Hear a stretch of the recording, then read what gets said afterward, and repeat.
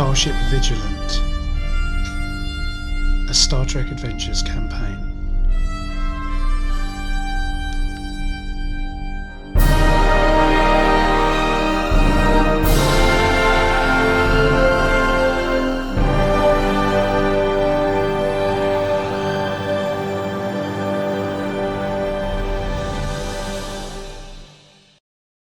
Okay, hello and welcome to episode 54 of Starship Vigilant, which is a Star Trek Adventures actual play thing.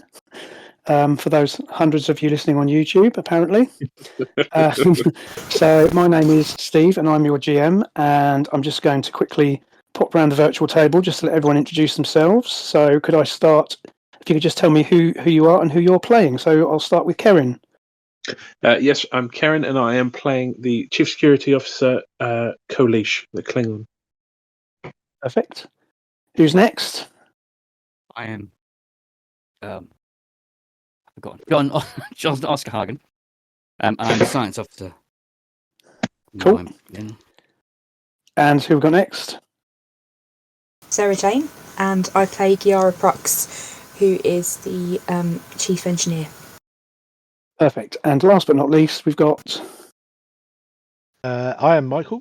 I play Kaz, ship's first officer and helmsman. Fantastic. So this is, as mentioned, this is session 54 or thereabouts of Starship Vigilant. So we are currently playing the scenario from the Shackleton Expanse book, which is called The Needs of the Few. This is part 3, and today is January the 18th, 2023. So a little bit of... I'm not going to spend too much time treading over old ground, hopefully. So if you recall, you had encountered a species called the Vinchari. The Vinchari are a species who you encountered who fly around in starships, which look like a cross between sailing ships. Sorry, go ahead. I was going to say they're basically sailing ships. Yep, sailing ships, the mixture of advanced technology with sort of 18th century Earth, or at least the appearance of 18th century Earth. And you encountered a couple of their ships whilst they were capturing a previously thought to be mythical Vulcan beast called a Hakiv, a space-dwelling creature. And it appears that these Vinchari use these creatures to power their technology. So you ran into a couple of these ships who attacked you, and you were basically boarded. And during the course of that action, the Vinchari managed to eject the Vigilant's warp core. And whilst this was going on, a couple of other ships similarly designed came to your aid, and the Vinchari left with your warp core and the Hakiv aboard.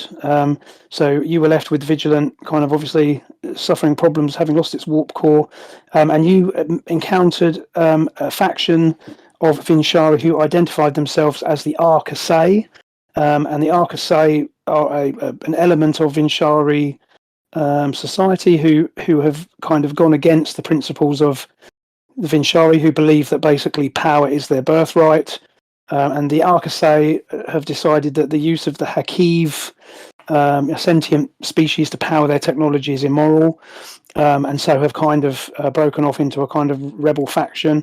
And so you had met up with Captain Jalara of the Arcasai ship, which they identified as the Liberator, and you had decided together to try and retrieve your warp core and also to liberate the Hakiv.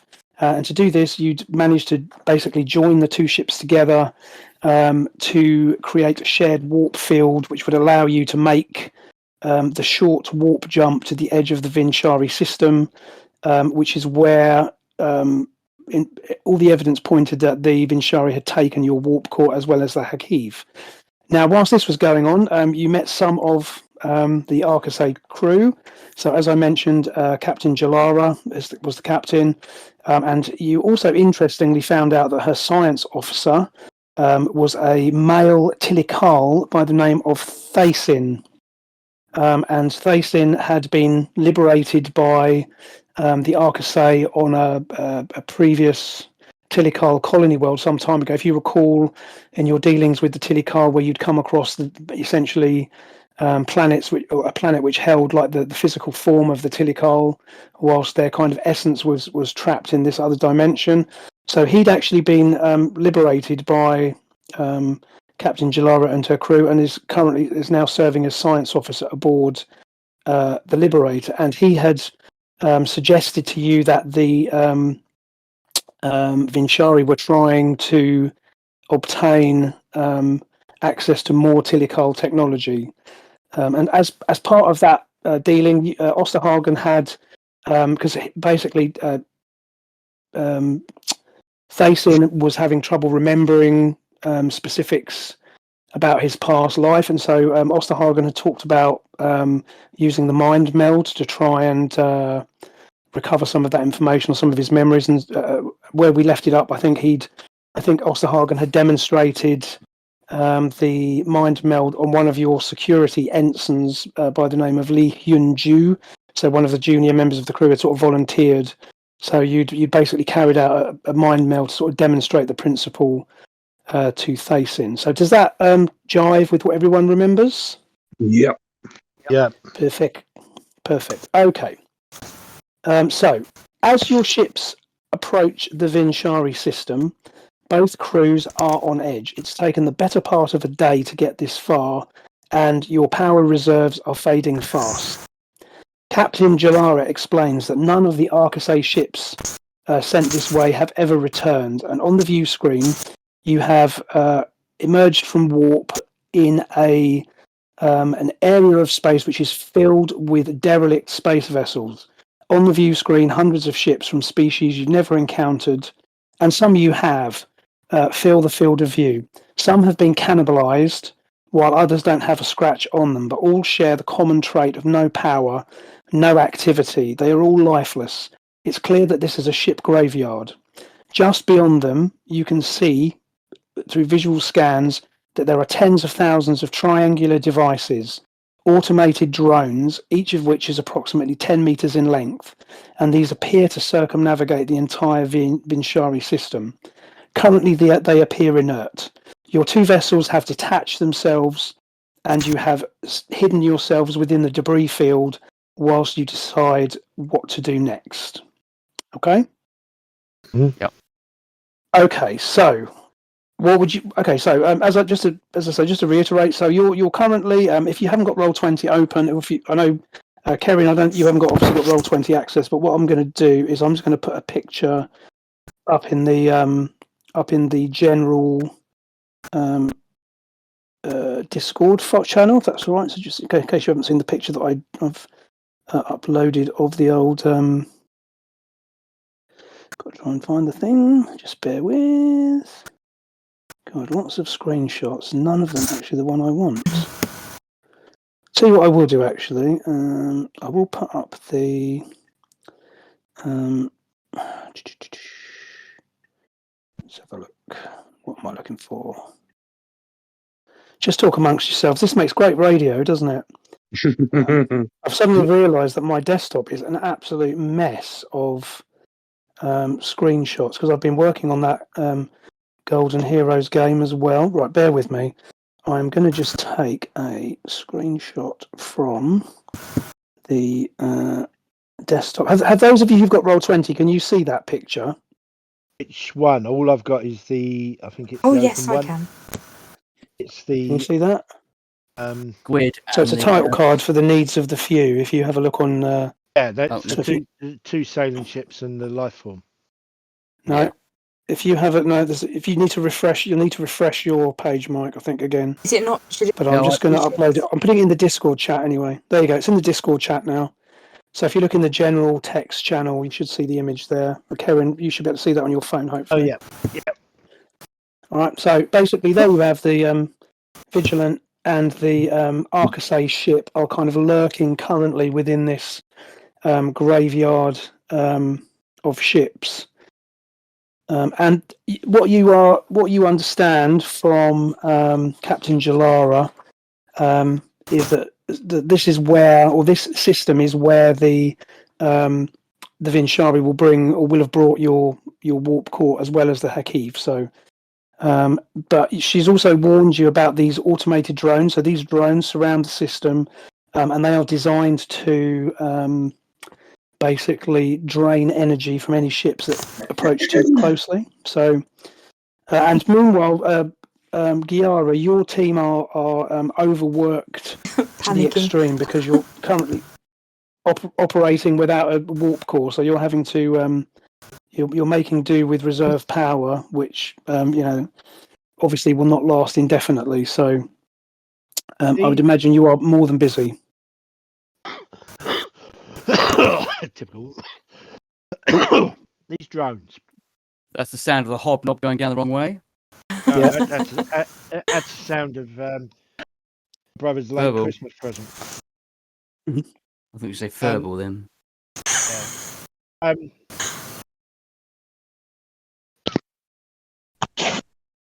Okay, ask me questions. What would you like to know? So that's kind of where we are. Right. You're sitting on the edge of Vinchari space in this graveyard of dead ships. Shit, what's happening? Can I see if the computer will recognise any of these ships? As a quick scan. Sure. Yep, you can certainly do that. So let's do that first. So what that's going to take is it's going to be a reason plus science task with a difficulty of 1. So reason plus science, difficulty of 1.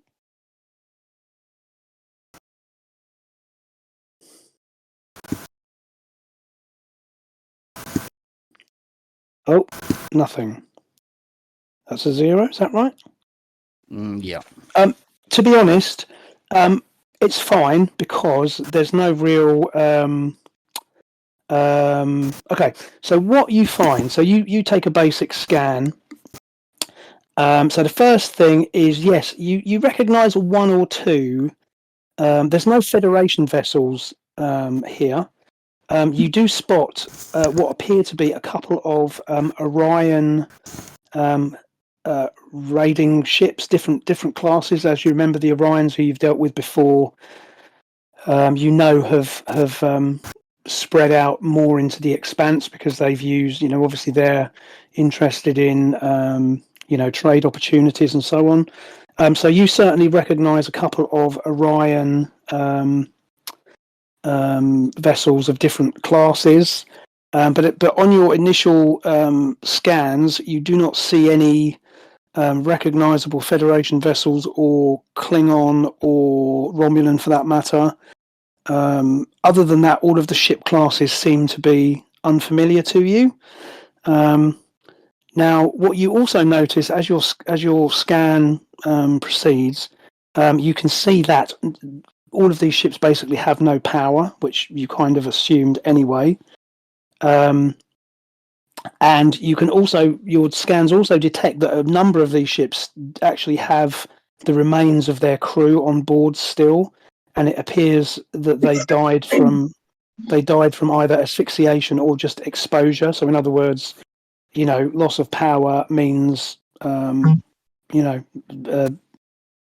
heat, no atmosphere, no temperature. So it seems as if a lot of these ships were drained of energy so rapidly that basically the crews didn't even have time to abandon ship before they expired. And again, the ships are in a variety of states. So some appear to have been here for a very long time and have been either cannibalized or have just decayed away, whereas some of them seem to be seem to be almost as good as new. But the only thing in common between all of them is there are no power sources. Is there any they all differ from what we know from the ships that we're able to identify? Do they use different power systems, power sources? Well, it's difficult to tell. I mean, okay, why don't you you can make a scan as well then, because that'll take a bit more digging. Okay. So again, reason plus science or reason plus engineering, whichever is better. Actually, I'll tell you what I'll do is I should have done for Kevin, but I'll I will do it this time. Is also the ship should assist you as well. So why don't you make your roll first of all? See if you, because Kevin didn't succeed anyway, so the ship wouldn't have assisted. But so reason plus science or reason plus engineering. I'll go with science. It's higher. Sure, whatever you like. Difficulty is 1. I don't think you've got any applicable focuses for that. So no, I haven't. So, it's fine. Just go ahead and roll it. Focus is used. No. Let's do task roll. There we go. Okay, that's good. 1 success. So what I'm going to do is I'm also going to roll for the ship for you. Okay. If you just bear with me a moment. So the ship will assist you with. Let's have a look. Oh, hello. What happened there? Where's my character sheet gone? Oh, there we are. Hello, ship.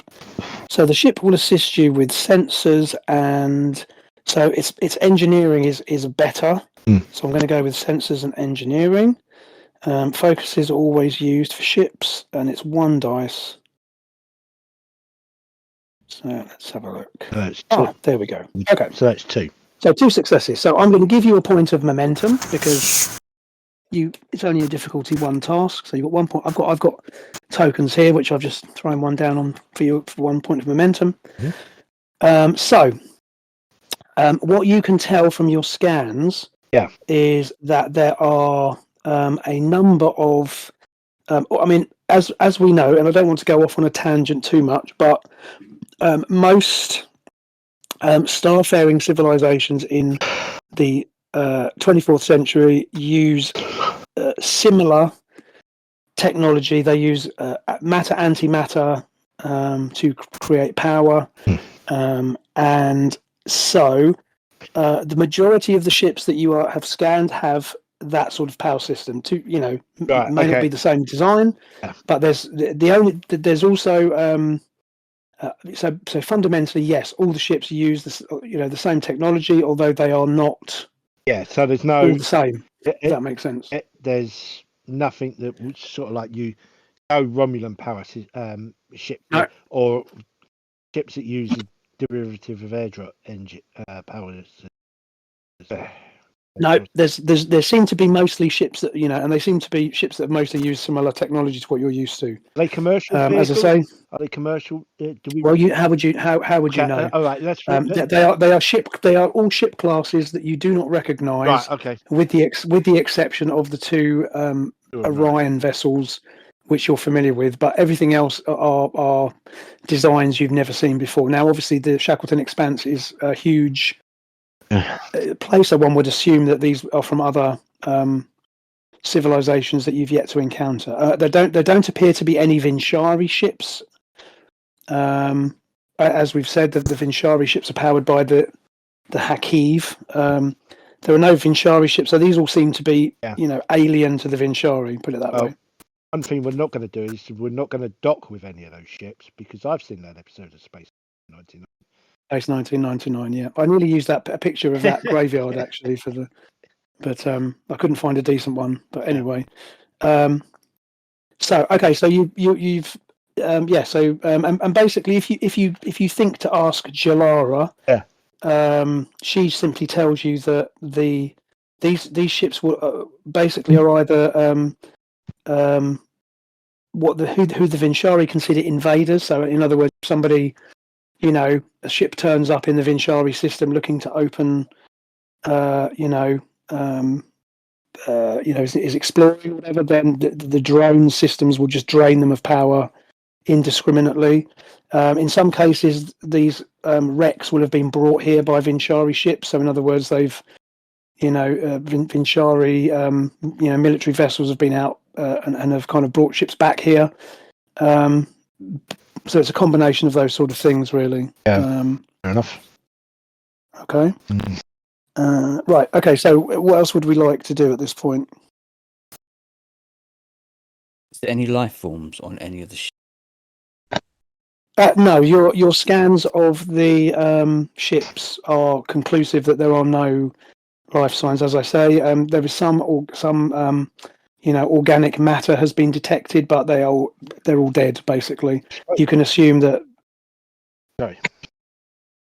It's all right. I was going to say the obvious thing to do is to scan for power source, scan for our and for our warp core. Okay, you can do that if you wish. Yep, you can certainly do And we that. also scan the drones to see what's powering them. So, right, do you want to do the same? Excellent, good stuff. Okay, well let's do the scan for the warp core first of all. Yeah. Can I have Kiara's help because she'll be familiar with the frequencies of a technique? Yep. So why don't we get Giara to assist you? So again, reason. So if you both do reason and Mike can do reason and science, and Giara does reason and engineering. Have a focus, which is electroplasma power systems. Yeah, that will What help. am I So doing, you can apply that as well. Reason. Right. So Mike's going to roll first, and if he succeeds, then you get to roll 1 dice to assist him because you're assisting rather than. So it's his sort of task, but you're just assisting him. So right. We'll get Mike to roll first and see if he actually succeeds, and then if he succeeds, oh, excellent. Okay, so right, Giara, if you want to roll again. Am I rolling? So just remember 1 dice. Reason and engineering. Yeah, do reason and engineering, and just do 1 dice. Just change it to 1, but you can tick the focus box. Bloody hell, look at that. Well, you lot are you're rocking it there. So that, just for Karen who can't see that, that's a total of 4 successes. That's the ship.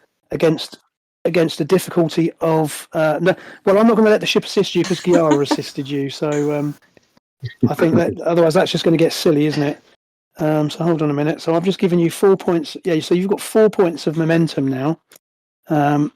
So you can, if you wish, you can. Okay. So let's deal with the result first of all. So you've done a scan of the. So what you've done is you've done a scan of the system, well, as far as you can tell, given also that you're running on reserve power. So you've done a scan of the system, but you are unable to detect the warp core. However, Jalara, again, will remind you that the Vinchari, as we established, have a effective energy dampening technology. So even though you haven't found it, it doesn't mean it's not there. It just means that they're masking it from your sensors. So unfortunately, you don't know for sure. Now, Giara, you said you were going to scan the drones. Now, I think I'm going to allow you to just have achieved that, given how many successes you all got just there. Okay. I think we're going to say that you've just done a scan. A general scan. So you've run a scan against the drones. So what you determine is that the Vinchari drones are basically, they're a battery. So what they do is they're designed to absorb all forms of energy, and then one would assume at some point then that energy is transferred to either the Vinchari planet, home world, or do they have ships that go around and collect the energy? You don't know. But essentially, the drone is designed around an energy storage cell, so it's designed to be able to leach energy from anything it comes into contact with. One thing that you do notice as well is that the drone, or the power signature of the drone, does have elements of both Vinchari and also Tilikal technology. So, as we mentioned last time, the Vinchari blue energy fields or whatever it was. Yeah, exactly that sort of thing. But you know that the Vinchari technology is actually more advanced than it appears. Based upon the sort of sailing ship, the whole sailing ship thing. But it and also, if you remember that Thasin had said that the Vinchari had some success in adapting Tilikal technology that they'd found, and so that bears out that hypothesis that these drones have some elements from both forms of technology. Now, if you'd like to do so, you can spend some momentum to get a bit more information, because you've got 4 points of momentum now. So, little hint there that you could spend some momentum to. I think it's probably a good idea to get a bit more information. It might be, doesn't it? Yeah, we seem to be onto something. So, the ideas? Yeah. Yeah, I think we should. Okay, so what do you want? Do you want to spend? You want to spend 1 point, or do you want to give me a couple of points? Should we go with 2 points if we've got 4? Maybe 1 Oh. point. Yeah, go. Yeah. Yeah, Go for 1 point, and then if you want more, you can spend more. Okay, so So you're down to 3 points of momentum. Sorry, actually, no. You got 5 points of momentum, not. So I've spent 1, so you're down to 4 now. Okay. Right. So a bit more observation of your data. It reveals to you that the drone has some sort of artificial intelligence, and is also networked with all of the other drones. So you've basically you focused your scan on one particular drone, because you're trying to scan it surreptitiously, if you like, without sending out, using your sensors at full power to draw attention. So you've selected one drone to run a more detailed scan of. And as I say, so you can see that the thing has got artificial intelligence of some sort, and is also definitely networked with all of the thousands of other drones that are around the system perimeter. we hack it. Well, if you'd like to give me another point of momentum, you might be able to find that out. Yep. Okay.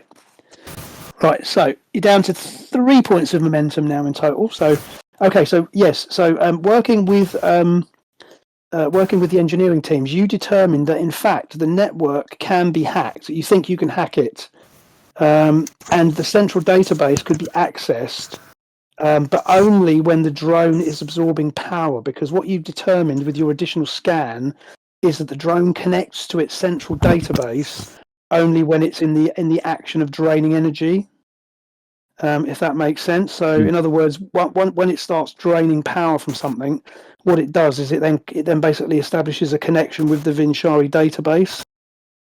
So you think you can hack it so that when it makes that connection, you'll be able to basically not only hack the drone, but you might also be able to get some information from the Vinchari central database system. Even on a base level, if we could ping the IP address, and then that will tell us effectively how long it takes the ping to go to the Vinchari database and come back, and we can use that in a picture of subspace, how fast data travels through subspace, and therefore give us a rough indication of where it is. Anything else that the hack will give us. Yeah, I mean, like I say, so you can certainly do that. You can, as I say, you've determined that you can actually hack into it, but you're going to have to give it something to feed on. So there's a few things you're going to have to get lined up here. So you're going to have to be ready to hack it, and you're going to have to give it something for it to drain the energy from. Or it doesn't have to be that drone, but a drone. What about Photon torpedo? No, what about the runabout? Ooh. Yeah, but I mean, that's an energy source. That's a vehicle that we could do with, but a couple of photon torpedoes strapped together will provide a big enough energy source. Surely. Yeah, but the photons are more explosive. They're not an energy source as such. But they've got a power source, haven't they?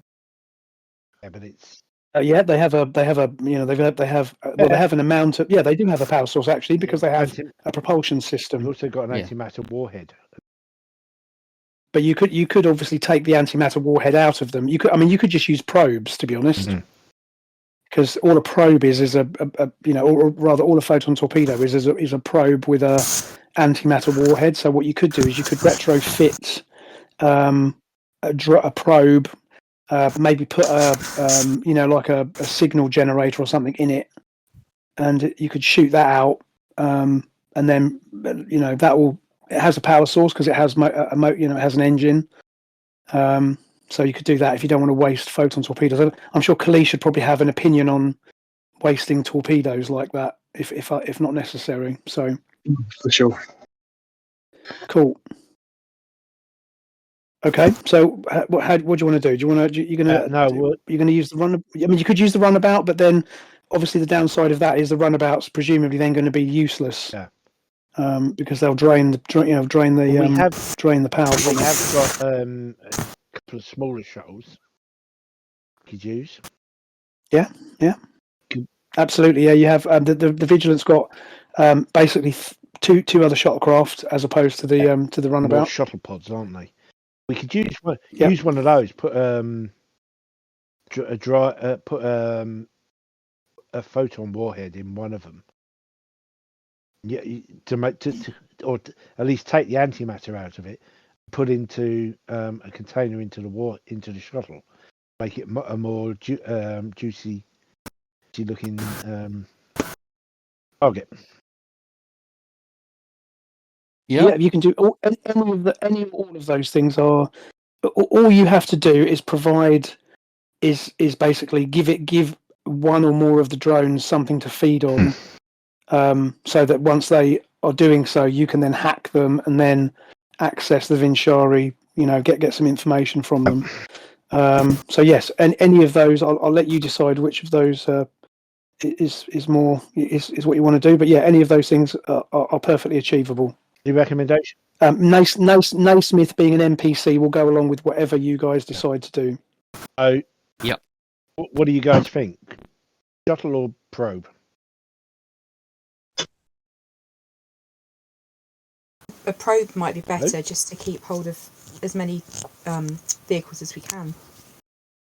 Yeah, We could start. Yeah, off I think with shuttles are a bit more of a resource, aren't they? Yeah. I think Don't probes are a bit more expendable. know whether we'll get any data No, I back think from the Well, probe. maybe start. Sorry? yeah. No, let's use a probe. Let's use a And then probe. move on to the shuttle. Probe doesn't work. So we're going to go with the probe. Yes. Yeah. Okay, so cue montage sequence of engineers basically fiddling around with a torpedo, a probe casing. So you can certainly put some sort of. I mean, you could definitely put an amount of antimatter in it if you wanted to, or you can just rig it with a like a broadcaster unit or something, so that it will draw the attention of the drones. Jalara. Oh God, do you know what? I can't even remember what her name was. Jalara. And it's only like half an Jalara. hour ago. Thank you. So Jalara says that as far as she's aware, the probe on its own will be enough to draw the attention of the drones, because the very fact that it has a power source is what they're looking for. So you probably don't even need to do anything other than just fire the drone. What she recommends to you is that you perhaps send the probe, launch it unpowered, and then you can program it to activate when it's a safe distance away from the two ships. Because what you don't want is a bunch of these drones to come swarming over to this probe and then go, oh look, there's a ship over there. So she recommends that you set it on a ballistic trajectory. Let it basically fly free from the ship. It will drift, or I say drift. It will proceed unpowered to a safe distance, and then you can activate it remotely. So then it will draw the attention of the drones, but you still won't be observed, if that makes sense. Cool. Okay, so Naismith then gives the go ahead for that plan. He's very obliging like that. And so after an appropriate amount of time, the probe is prepared and is launched. So Kalish launches the probe on a ballistic course, and like I say, the thing gets shot out of the torpedo tube, but it is unpowered, and once it reaches I don't know, 100,000 kilometer distance or something from the ships, you activate it, and within 30 seconds, a couple of these drones on your plot, you see a couple of these drones basically change course and immediately latch onto the probe, and from your readouts from the ship, you can see that the drones are beginning to drain energy, and also you can see that they have established contact with the network. So what you're going to do is you're going to have to hack this, and obviously this has to happen whilst this attack is is in progress. So I'm going to give you 2 attempts at this because it's a short. You haven't got much time to do it. So what you're going to need to do is a daring or reason plus engineering. So I'll let you guys have a look at your sheets. So Karen, I've got Kalish's sheet up in front of me. So she has got her daring is 11 and her engineering is 2. So that would give you a 13. Okay. So the rest of you want to have a quick look at your 16. So Giara seems to be the number 1 proponent at the moment. Anybody else? Not me. I mean, I'll be airing a 10 of 12, maybe. I think. Okay, so you got 30. So and then what about Osterhagen? Reason science is It'd be reason and engineering or daring, and but the key skill is engineering. no. Okay. 13. And- I mean, you'd hope that Giara. So in that would go case, then we'll let. engineering. Yeah, absolutely. So we'll let Giara do that, and we'll get the ship to assist you. Because again, it's only fair that you can get. Oh, I tell you what. Actually, we don't need to do that. We can have. If you bear with me, let me have a little look and see whether I can't remember whether I wrote up a character sheet for your mate McHugh, Ensign McHugh from engineering. But if you just bear with me, I'm just going to check it because I think I did, and it would make sense for her to assist you because she's your sort of number 2 at the moment. So just bear with me one moment, and I will have a little look. I don't think so, I have a focus. Alice McHugh. I don't think I've got a focus for this one. Right. So, okay, McHugh can. I'm going to let McHugh assist you. So she's, she's got. What has she got in the way? She's actually got a computer's focus as well. So I think I'll probably let her invoke that. But anyway. You go first. So what you need to do is you need to make a so it's daring or reason plus engineering roll. First of all, this has got a difficulty of 3. So you may not achieve it yourself, but as long as you get something, so that's the then she can complication assist range you. of 3, So isn't it? no, it's a difficulty of 3. So basically, what that means is you need to get 3 successes. Okay. To successfully hack it, but again, as long as you get 1 success, then she can also roll to assist you. How many dice am I rolling? Normal 2 for this. Now, if you want, you can spend some of your momentum to buy another dice if you'd like to. Shall I do that, guys? So you can use Yes. Yeah. So Yep. one point of momentum will buy you an extra dice. Okay. I'll roll 3 then. So why don't I take one of those? So you're going to roll 3 dice now. Nailed it.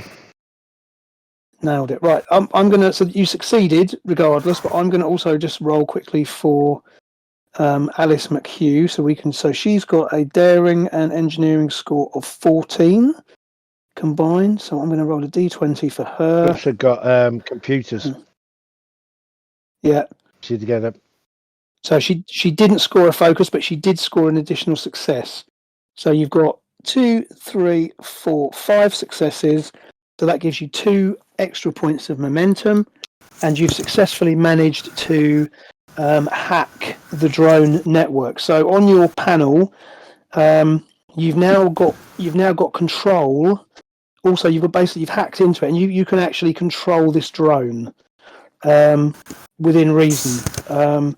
And what you can do is whilst you're doing that, you're also pulling a load of information down from the central database, because, as I say, the drone is actually linked to the database because as it's draining this energy. So what you do is you're pulling information down from this drone, and then once the drones have successfully drained the probe, so the probe kind of, tumbles off to join the other scrap metal in this ship graveyard, but you've actually still got a connection to the drone, so you allow it to basically go back to its position, but you have actually got control over it, and as I say, you've also managed to pull down a fair bit of information. So would you? How do you want to play this? Do you want to look at some of the data you've grabbed, or do you want to proceed ahead? I'd like to look at the data and see if we can figure out from that where our power might have gone to, where the warp core might have taken. Hey, smart move. Okay, right. So, So Naismith basically gets everybody to go to the briefing room, and basically leaves you guys to first of all do a quick bit of information retrieval, and what you managed to find out. So you and so with some help from, I'm going to get you to make a roll, but I'm going to get Kalish to assist because I need because you're basically getting through some security protocols. So I think we're going to get Giara to roll first, and again, you've got plenty of momentum to spend here. So what you're going to try and do is basically sift through this database to try and find some relevant information. So you have Captain Jalara assisting you to try and also make some sense of it. So I think if you, Giara, if you can just make again another reason and engineer for me, and then I'm going to roll for Kalish to assist you as she's basically bypassing the security protocols with the assistance of Captain Jalara. Okay. Okay, that's perfect. So 2 successes. So Kalish is going to do, it's going to go with, I'm going to go with control and security. And excellent. Perfect. There we go. So again, you've all done very well. So that was how did Kalish do? she got a success on the 1 dice. So what she's done is she's assisted. So what Kalish has done is basically get past the kind of base security protocols which were in place to allow then Giara to kind of interrogate the database. And you're specifically looking for, as mentioned, you're specifically looking to find, if you can, any information about what's happening to your warp core, which obviously is your priority at the moment. Just to let you guys know, you've now got 6 points of momentum, which is the maximum you can have. So just bear that in mind. Okay. Yeah, spend it. Right. So after a few minutes, you or after sort of half an hour or so, you convene in the briefing room, and Kalish takes the stage, and you kind of interpret the information you've analysed with Giara's help, that the warp core as well as the abducted Hakiv are being moved together via a drop barge, as it's described, to a secret research and development facility. You've found out that this research facility is located inside the system's gas giant, between a layer of benzene gas and liquid helium. And basically, this facility is somewhere that Jalara doesn't know much about it, because again, the Arcasei are obviously not privy to all of this. But as far as they know, this is where they take any sort of new technology that they encounter to figure out how best to integrate it with Vinchari technology, if possible, and how to deal with it more efficiently if they encounter you in the future. And you also learn from your from this data dump that the Hakiv are actually drugged to keep them passive, and then they're basically kept in a kind of blissful state whilst they're being drained of their life energy. One of these Hakiv can power a city for generations, and so obviously they are kept docile and drugged while this is happening to them. And so you are, if you'd like to spend a point of momentum, you might be able to get a bit more practical information that might help you. Yep. Okay, so I'm going to take a point of momentum. Right, so after a bit of further hacking, Kalish has been able to determine the location and time of the move. and you've also been able to find the tag frequencies of all the Hakiv. So all the Hakiv are basically tagged to allow the Vinchari to keep tabs on them. And so you've also managed to grab the frequencies of all the Hakiv that are currently on the Vinchari planets and facilities. As I say, you found the location of the research facility is within the system's gas giant, and you've from your analysis, or from Osterhagen has analysed the conditions on the gas giant or around the gas giant, and you've determined that there's going to be a 4-minute outage of which will block sensors and communications for approximately 4 minutes, whilst the drop barge is on its way down in through the atmosphere to this facility. As it passes through this particular layer, it will block all sensor and communications with the Vinchari and the drop barge. Usually, only one escort vessel has been allocated to accompany the drop barge as well. So that would seem to be a good opportunity to try and get onto the drop barge and get your warp core back if that's what you decide to do. You're not going to be able to simply transport it out because of the ionization in the upper layers of the planet's atmosphere. However, if you are able to get transporter enhancers, so pattern enhancers, if you can get pattern enhancers over to the ship and get them around the warp core, then you'll be able to then that'll give you enough signal to beam it out. So you've sort of provided all of this information. You've also Kalish has also managed to you've also got schematics of the research and development facility, as well as some other sort of more basic information that's been given to you. Now, there's one other thing which Kalish has managed to turn up, which is of interest to you, and this is particularly of interest to Thasin. So, if you remember, Thasin is the science officer on the Liberator, who's a Tilikal. Kalish has found out that the Vinchari have actually captured an assessor. So, do you remember the assessors that you've encountered before? Yeah. Assessor Tredic was the one we came. Correct. So, it appears that the Vinchari have a assessor in captivity and have actually been torturing him to try and gain access to the secrets of the Tilikal technology. And he's being held in a section of the R&D facility in an area that's called the extractor room. And you don't know quite what that means, but it doesn't sound good. So as soon as Thasin hears this, he kind of says to his captain in the strongest possible terms that he wants to be included in he wants to basically attempt to rescue the assessor from the station if at all possible. And she, agrees with this, obviously with your agreement, but she's absolutely happy for him to do that, assuming you can think of a way to get yourselves to where you need to get to. So, it may not be the time to bring this up. We got a little bit of a problem. Okay.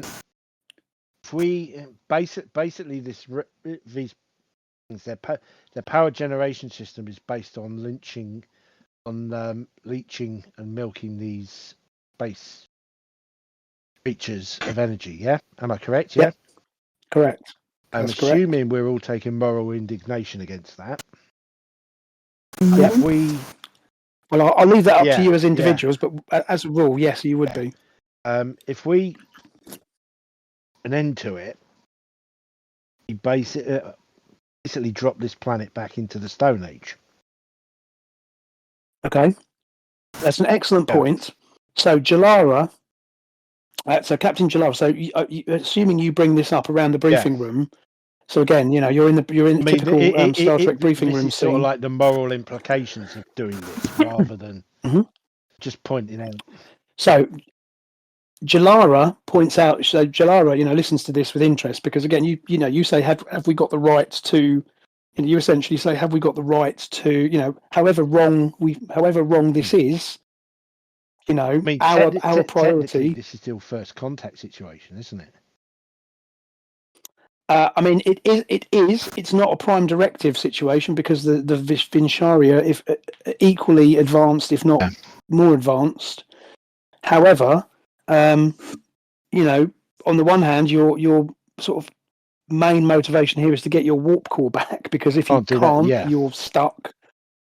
So there's a practical, you know, they've stolen this from you. So again, no one would have. I don't know anyone has any problem with that.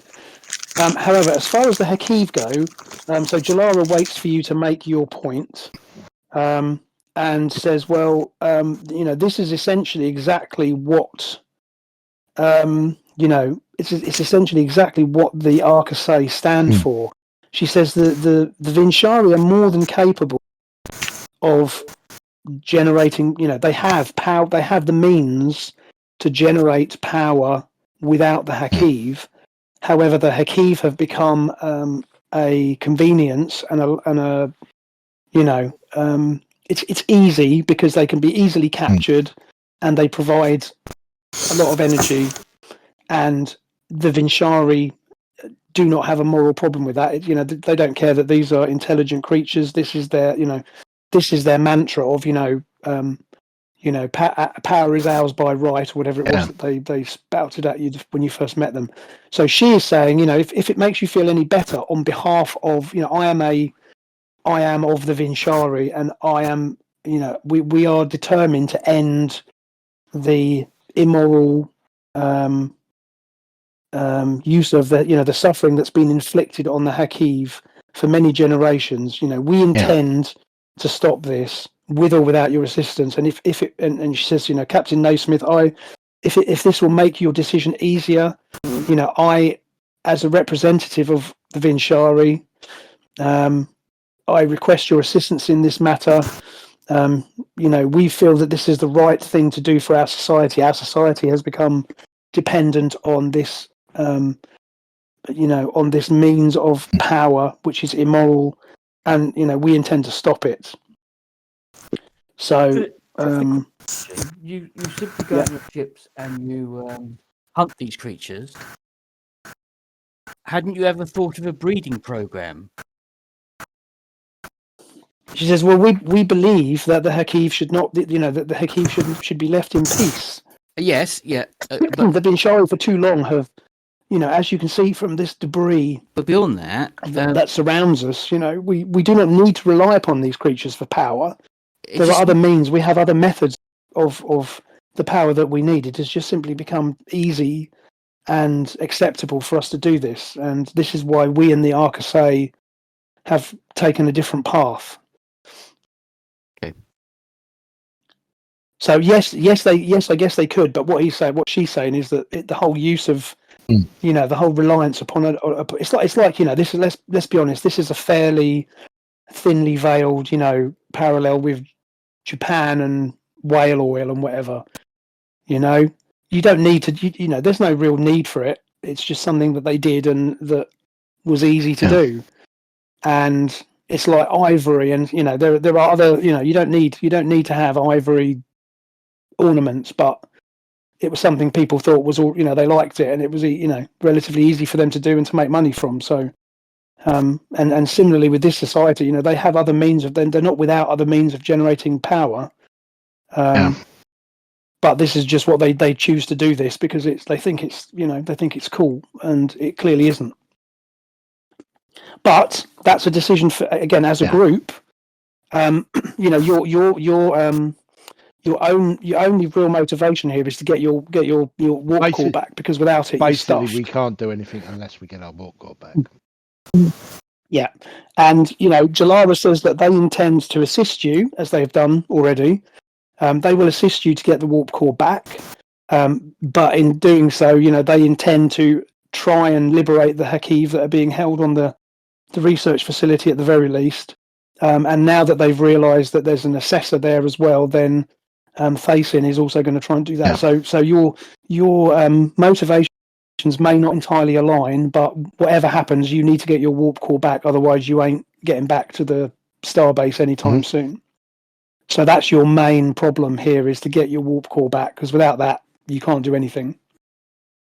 Okay. If that makes things a little clearer. Again, I wasn't trying to throw a grenade. No, was it's and listen, it's a 100% a Star Trek discussion to have, But and that's my again, obviously, this is a moral my thoughts, dilemma. if I bring it but- up now, then we can plan for it rather than like anyway, whatever.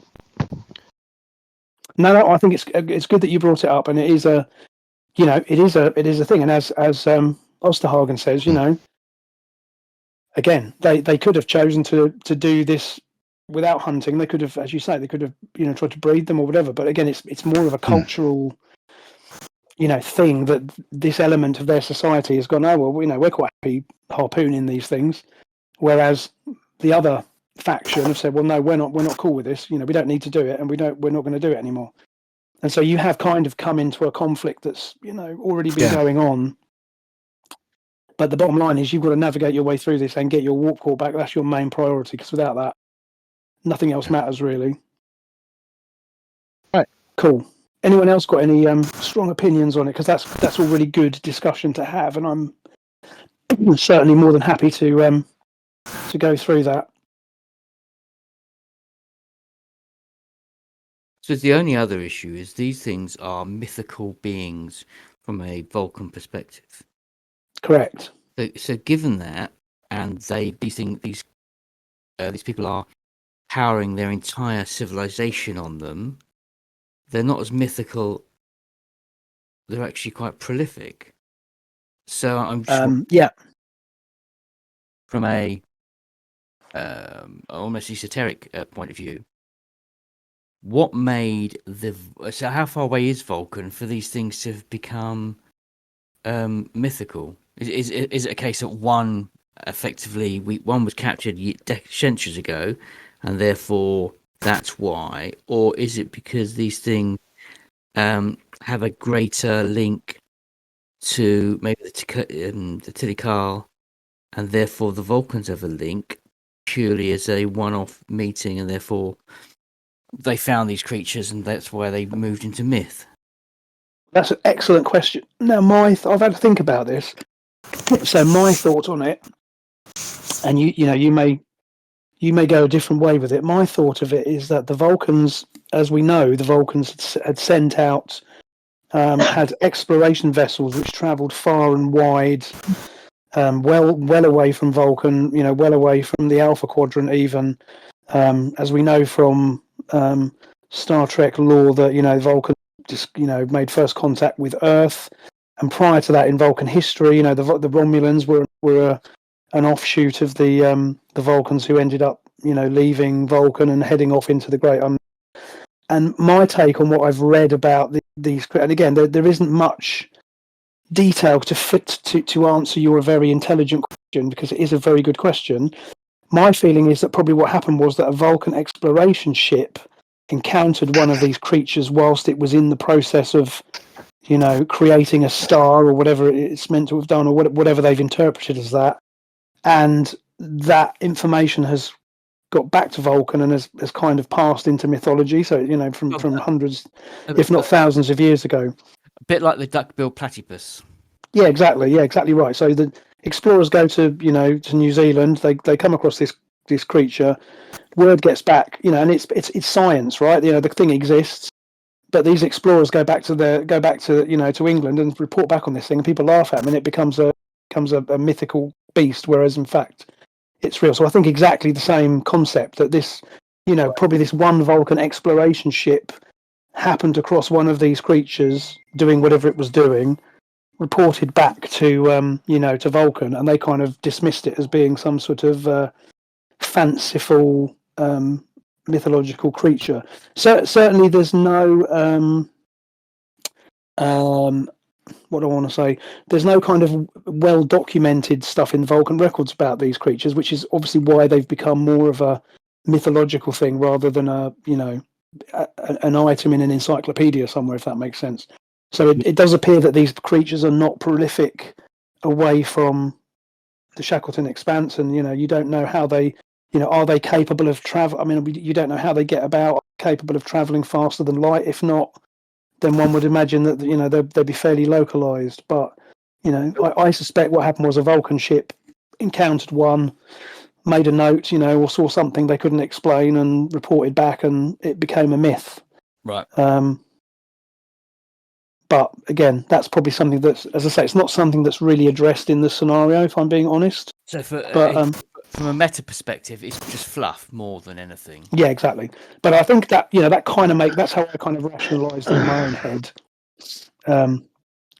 The Vulcan Science Academy were having a good laugh at these guys telling them about these Vulcan creatures. Science Academy having a good laugh. Well, in a Vulcan way, raised an eyebrow or something. But anyway, that's so it's all good questions. And again, I just would take a minute just to say again, I'm always really sort of gratified when we do these things and you come up with these really really sensible and intelligent questions. And no, you do, and this fits in with this again is what this setting is all about. It's about.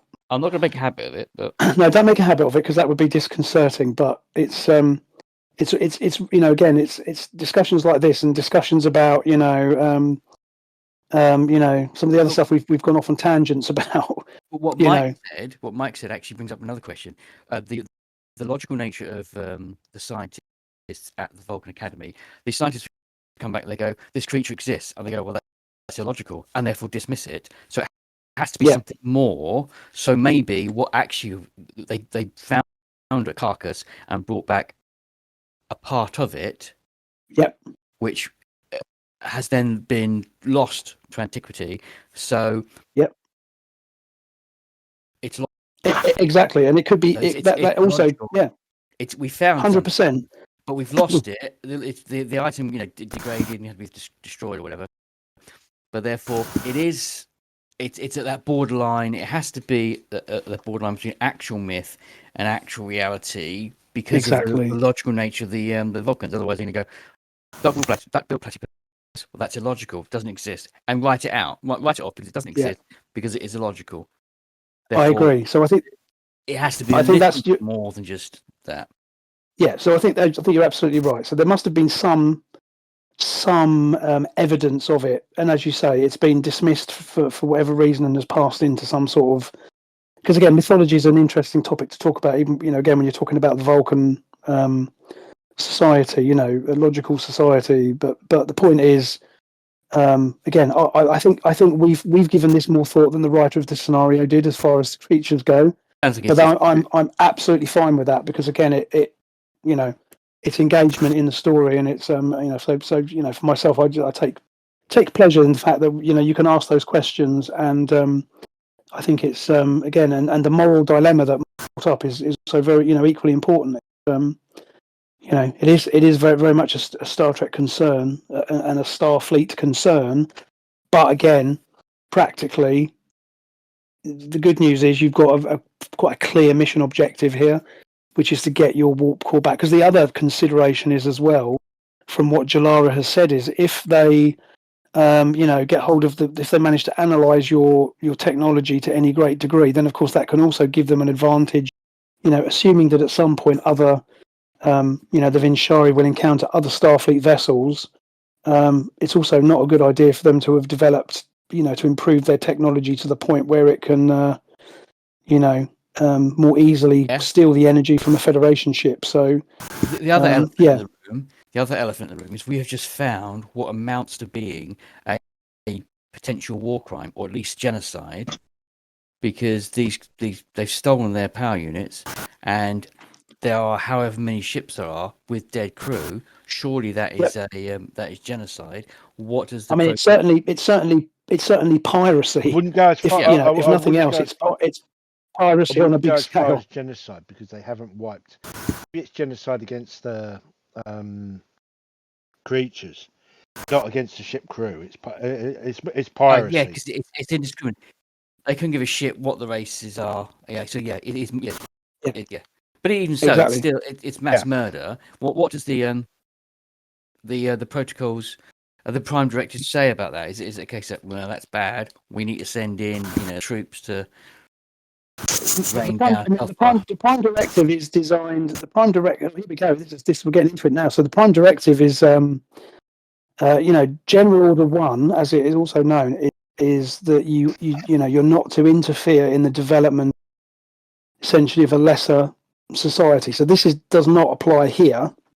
Having said that, again, the Vinchari are a sovereign,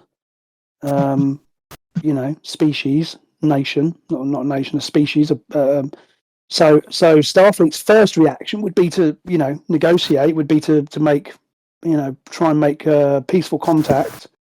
But having said that, again, there's plenty of evidence here that these guys, as you say, don't really give a toss who they nick energy from. As far as they're concerned, if you come to their territory, then you're fair game, and that also does have implications.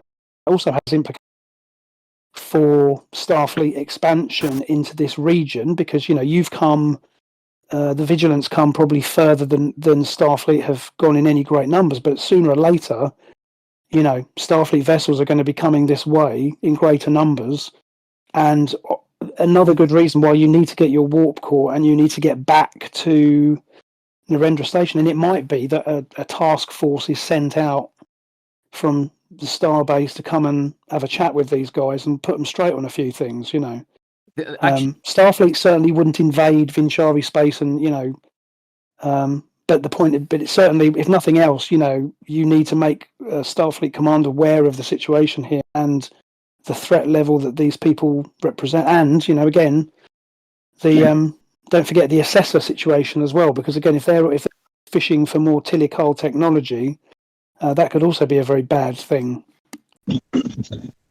So the faction that have gone off on their own, as it were, the Arcasay, the Arcasay. A question to them. This is a creature that obviously mates and has certain animalistic rituals. What do your biologists say about that? And is it a case that we could effectively, set up a drone with pheromones of male or female and lure all of these creatures to a different quadrant further away from the breeding grounds that our current antagonists are going to? But could we move them further away naturally by just kind of enticing them off with whatever mating pheromones they have, and just drag them further away into deep? I mean, yeah, you could. It's certainly something that could be looked at. I mean, again, you've got the Arcasay haven't, again, as far as Captain Jalara says, the Vinchari haven't really given, as a whole, haven't given a lot of attention to these creatures, other than the fact that they are a source of energy. So they know enough about their biology to be able to drug them. So they know enough to sort of keep them drugged and happy, and they know enough about them to know how to drain energy from them. But other than that, they've not really given it a great. They're not really interested. Having said that, again, this is something that Starfleet would certainly be able to investigate, because again, if you're able to liberate, you've already taken sensor readings of these creatures, obviously, when you first encountered them. So you've already got more information about them than was known before. And again, you can, again, I think that's a perfectly sensible thing that could be done. I mean, it wouldn't be done by you. It would be done, it would be a bigger operation. And again, maybe the Arcasay would be, and again, Jalara, I guess, Jalara would say that they'd be willing to work with you on that, because again, their aim is to, remove the Vinchari dependence on these creatures. So if that means, so then you shuffling them off to another quadrant or something, then I think they'd be in favour of two options: shuffle off to another quadrant, or given that electric eels produce energy, is it a case that we could either infect these creatures with a subtle virus which alters their genetic makeup and therefore reduce the energy that they produce down to a reduce the energy down to nothing, or change the form of the energy into something that these guys can't use. So you give them, for argument's sake, monkeypox, and monkeypox goes from antimatter to matter, doesn't harm creatures, it just alters that the energy element, so that therefore the compatibility of their energy capture devices and usage is redundant. I don't think Starfleet would go for that. However, again, the Arcasay's mission is to. Let's put it this way: Starfleet probably wouldn't go with that. The Arcasay might be willing to do that, because their stated mission is to remove the dependence of the Vinchari society on these creatures. So, again, it's certainly a possibility. And again, it could be that in the future, with information that you gather and that from more investigation of these things, that is something that could be done. And again, I don't think Starfleet would sign off on that, but that doesn't mean that the Arcasay wouldn't do that.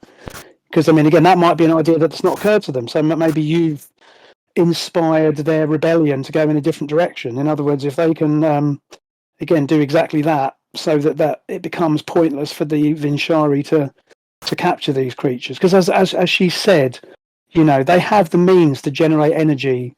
They have access to matter antimatter technology. They have access to fusion power sources.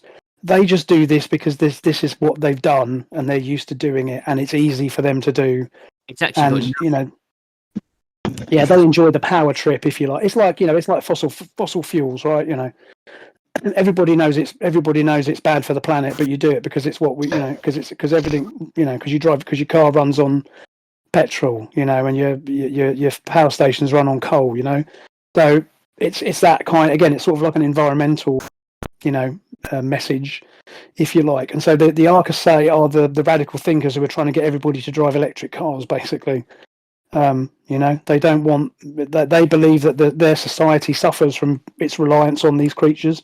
So again, that plan is not something that the Federation would be happy to go along with. They're not going to kind of agree to genetic modification. Doesn't mean to say the Arcasay might not do that, because that would achieve their objectives. So essentially, but again, what Osterhagen's going to do is come up with a white paper coming up with number of ideas from the sublime to each one potentially something. Kevin, you've gone really muffled there for a second. Sorry. Come up with a white paper that essentially spitballs all of these ideas from stupid to brilliant, and then give it to them as options. No, perfect. I'm more than down with that. Like I say, absolutely. I should call it the Attenborough Protocol. Very good.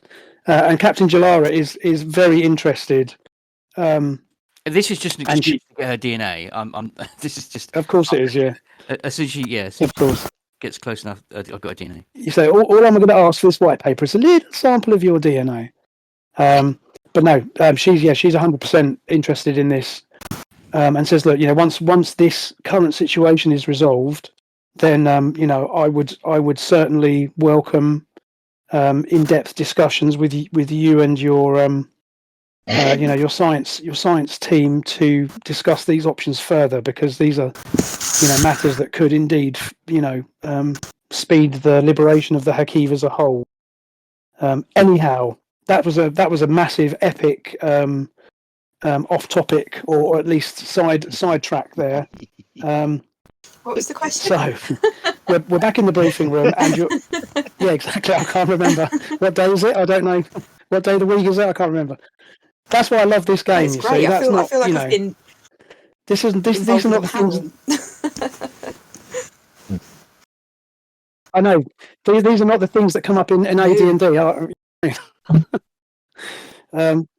But anyway, so you're back around you're in the briefing room, and yes, this is all. You've had all these discussions, and Naismith brings it back to a focus and says, "Listen, people, all of this is commendable and laudable, but our immediate objective is we must retrieve our warp core. We only have, and he looks at Giara, who, kind of, you reckon you've probably got 12 or 14 hours of, reserve power left. So something, it's getting serious.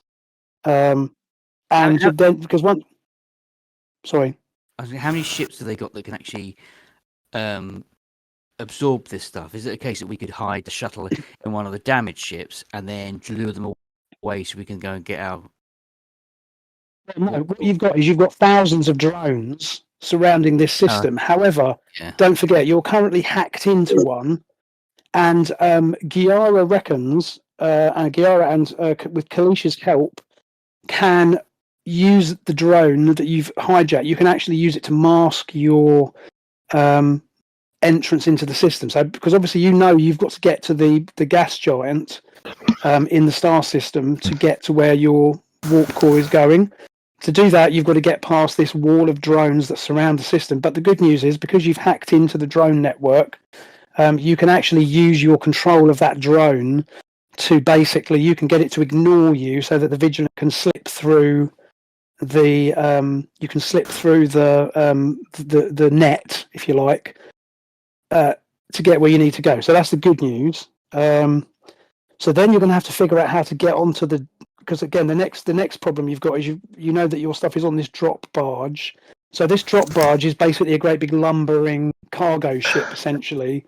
And what it does is it's going to take your it's going to take the Hakiv and the warp core to this R&D facility that's hidden within the upper atmosphere of this gas giant. So you've got to basically get to that ship and get on it and get your stuff back, is what it boils down to. So does anybody have any thoughts about how to get onto how to do that, how to achieve that? So do we need to go to the actual research facility? We're going to need a team to go onto this and place the was it pattern enhancers? And then are we able to, in order to move anywhere? Obviously, we're going to need to, I would think, mask our power signature. We're going to use something like a shuttle. Is there any way that we can upload something into the network of drones that makes it so that they can't actually see power signatures? Yeah, I'd be willing to allow you to have a go at that. Could we mask? Suggest refine that a bit. Could we mask our signatures? So, because I would argue that you could probably do it temporarily, but given that the whole network is artificial intelligence, it would probably you could certainly do it for a short period, but it's not going to be a permanent second solution. question I have, and this is directed at the engineer, is how long would it take you to replace to reinstall the core? That's a very good question. It will take the engineering team. It will only take the engineering team, depending on what state the warp core is in. The warp core will just literally slot back into that. You can, literally slot back into the ship. And in fact, if you can get pattern enhancers on it, you can just beam it. You can just literally beam it back. Okay. Kind of more or less into place, and then you've got to reconnect it. But 10-15 minutes at most. Okay. Because I would was argue. only worried about. It might take. I didn't want to get it back and then have to spend a day hiding out while it was all put back into place and retested.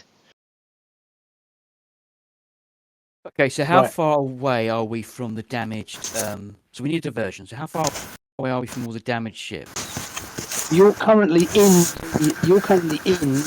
the debris field. You're using that to mask you from any sensors that might pick you up.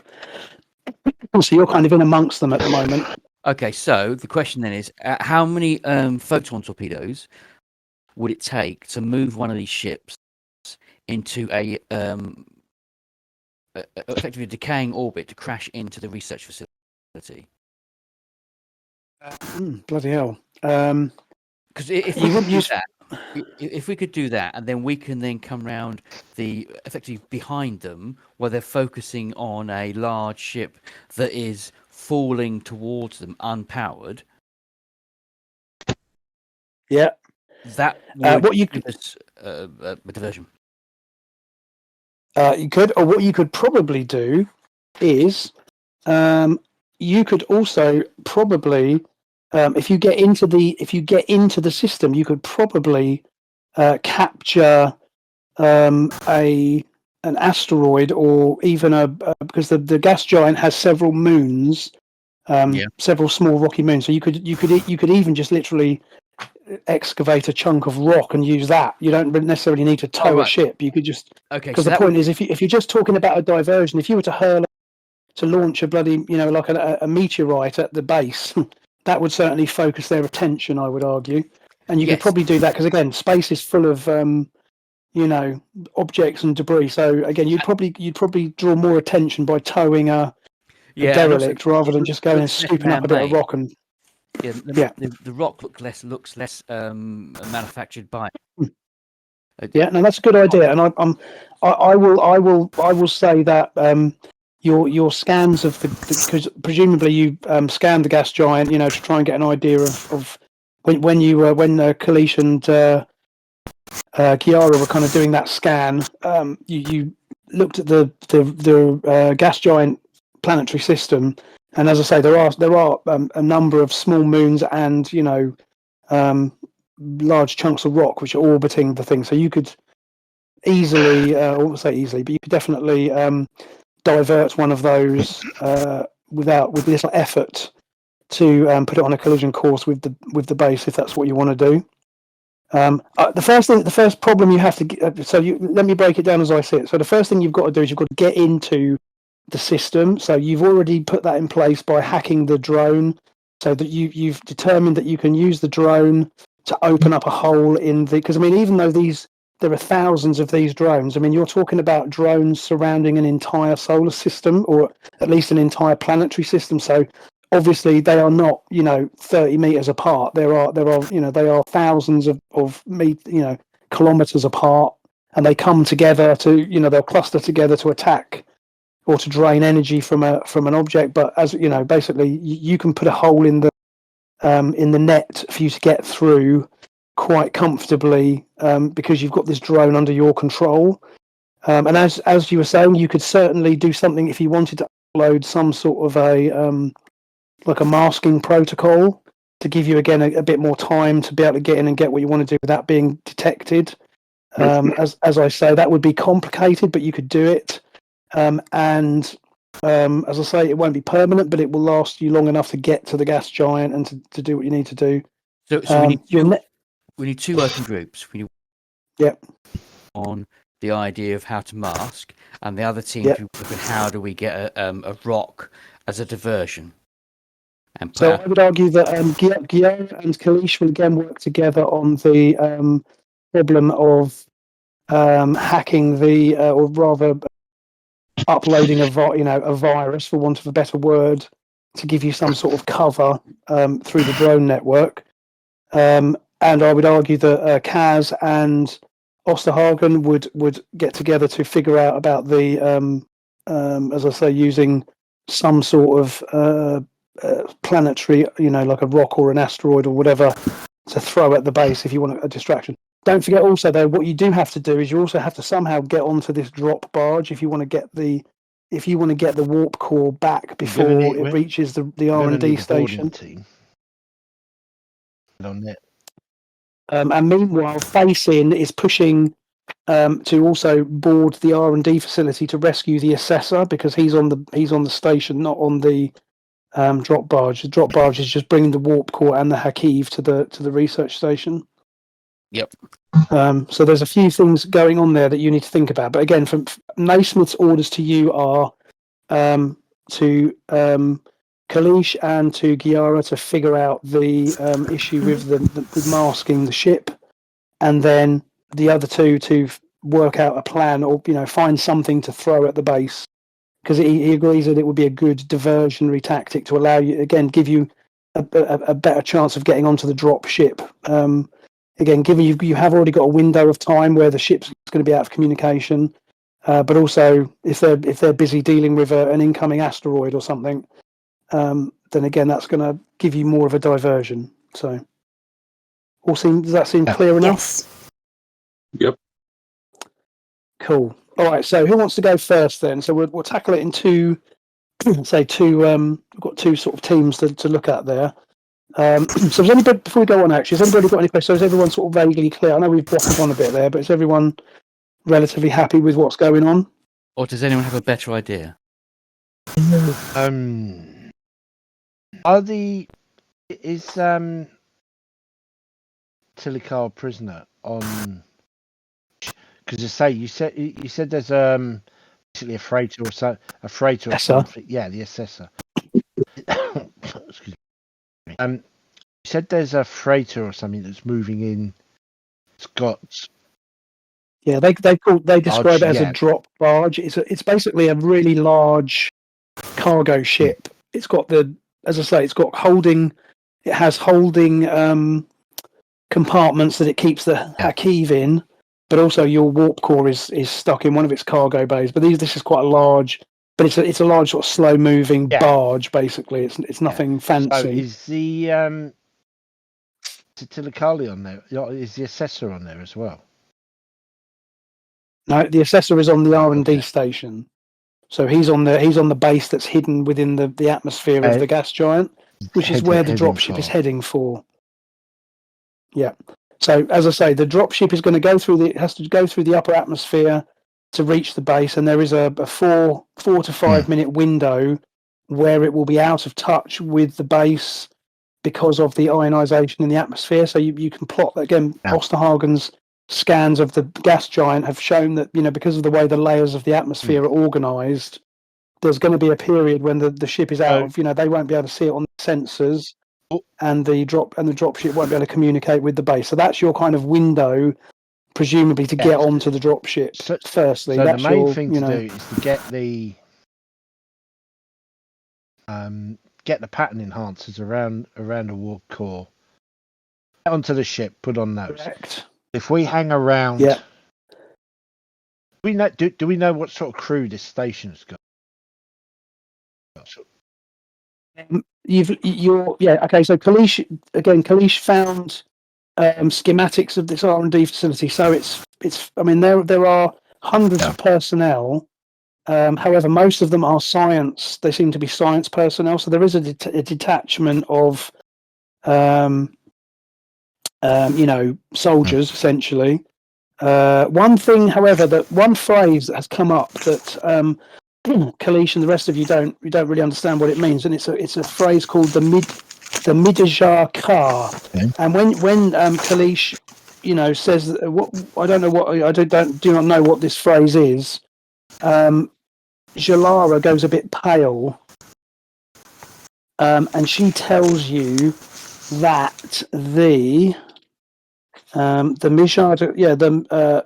Midar Jakar are basically the Vinshari intelligence division. So they're essentially Section 31 or the Tal Shiar, because basically the Vinshari military is organised in, as with most of their society, it's organised in threes. So if you remember when you had the boarding parties, there was like 2 soldiers and one of those creatures in each group. And it's become apparent that the number 3 is a big deal in Vinshari society, and apparently these Midar Jakar are basically, they're kind of the elite intelligence division. They're an ancient group of female soldiers skilled in the art of technomancy. And basically what they've done is they've integrated hollow technology into their bodies. And this allows them to basically, they can basically use holographic technology to disguise themselves, and they're essentially like a kind of elite force of intelligence operatives. And it seems that these are the people who are interrogating the assessor. And again, Jalara, gives Jalara pause that they are very much feared within Vinshari society.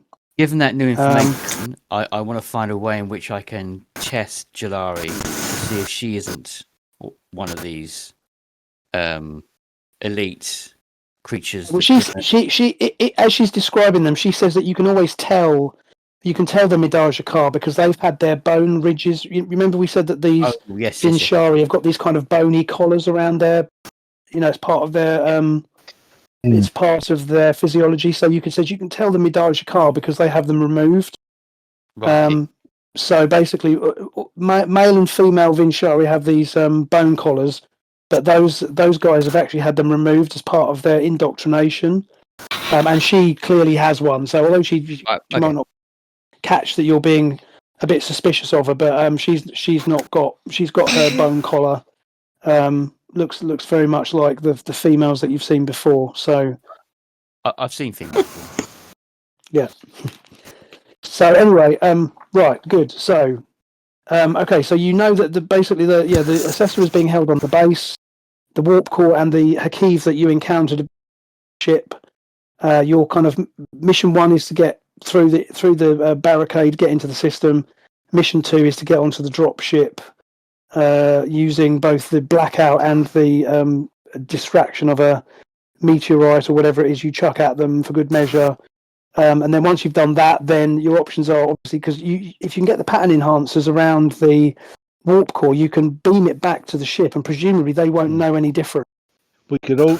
Right, so you can get the literally beam the warp core back to the ship, get the warp core fitted, and they won't be any the wiser until their barrage arrives and there's no warp core, because again they don't seem that you haven't seen that they've got transporter technology for one thing, but also in that blackout period, their sensors aren't going to be any good anyway. So, assuming you can make it all happen quickly, then you can get in and out and get the without, and then you can worry about D-base. And as I say, that might be basically a separate mission, but that's the next thing to worry about in a long to worry about. Should we give it a go? Yep. Yeah. Cool. Right. Okay. So first of all, then we're going to get Kalish and Karen. Have you got dice handy? I can go and get some dice if you like. Well, it's only because I feel a bit bad about me sitting here rolling for. I mean, if you want to get dice, if you want to get dice, you can get dice, and we'll do it that way. We'll do it the old-fashioned way. Let me go grab some dice. One sec. All right. Let's do that.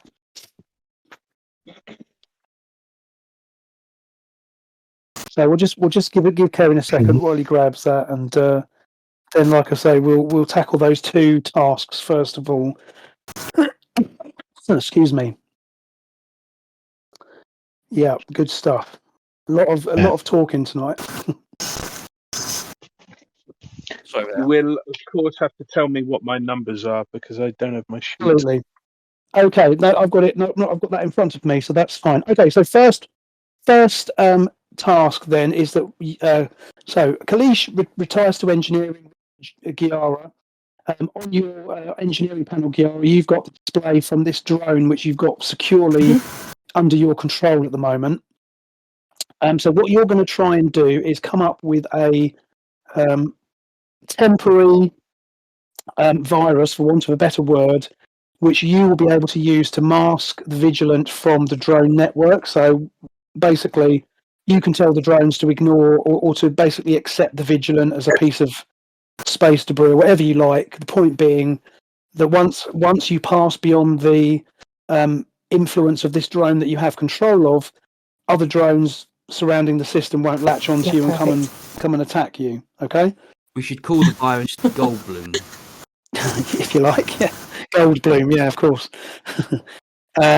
So I'm happy to let you guys between you decide how you want to tackle this, but I mean obviously it's going to be a combination of a task role, and I suspect one of you will take the lead, one of you will support. It could go either way. It could be a security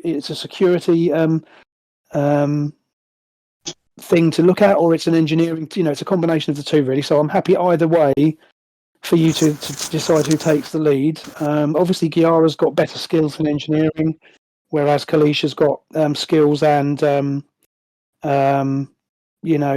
ability in security matters. So I'll let you two figure that out between you. Let me know what you want to do. Got to focus on electroplasma power systems and warp drive. So I'm not sure whether that would maybe help. It helps a lot more than what I have focuses for. I think it's definitely more of an engineering thing. So Do you know what though, Karen? You say that, but actually, Kalisha's got a focus of distraction, which I think might sort of be applicable because you're trying to get these drones to look the other way, right? Which I know is a bit of a stretch, but I'm comfortable with it because again, I think Kalish brings her security approach to this. So the engineering side of it is getting into the system and kind of deploying deploying it through the system. But then again, she's bringing her security knowledge to the table as well. So quite frazzled. She's quite happy for Kalish to take the lead. There you go. okay, yep. So okay, let me just read your numbers through, and then you can decide how you want to tackle this. So Kalish has got a. I'll tell you what we're going to do. We're going to make this actually. We're going to make just to make this a bit more, I think, a bit fairer. So I think we're going to tackle this as two separate tasks because although you are assisting each other, I think it's not a standard assist where you kind of one gets a dice roll to if you succeed. I think these are two distinct processes. So I think the first process is that Kalish is going to write the virus. You're going to come up with essentially a computer virus, and then Giara will then deliver the computer virus into the drone network. That makes sense? Okay. So I think you have got your attributes are control of 9, daring of 11, fitness of 11, insight of 8, presence of 10, reason of 7. So I would suggest probably control or daring would be the way to go for this. If you're writing a virus, Okay. the computer, the Starship's computer should be able to help. So should we get an assist? Exactly. Yeah. Exactly. And the ship's computer will help you because you're writing a computer virus. And as far as your disciplines go, obviously security is your best with 4. So I would suggest it's either a control of 9 or a daring of 11 combined with a security of 4. I'm going to give you the focus for the distraction focus that you have, and then the ship will assist you. And I'm going to make it a difficulty 2 challenge because, again, this is within your area of expertise. It's not routine, but it's not, your skill set lends itself to doing this kind of thing. And then Giara's problem is simply to integrate it with the alien computer system, but because she's already hacked into it, that should be, again, should be relatively simple. So.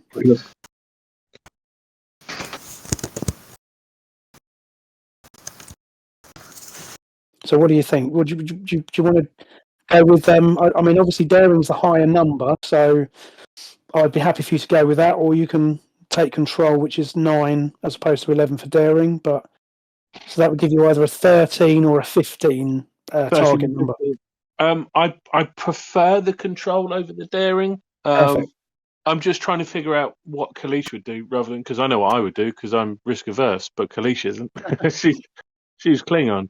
Okay. That's absolutely right. Yeah, go for it. I think she would probably go daring.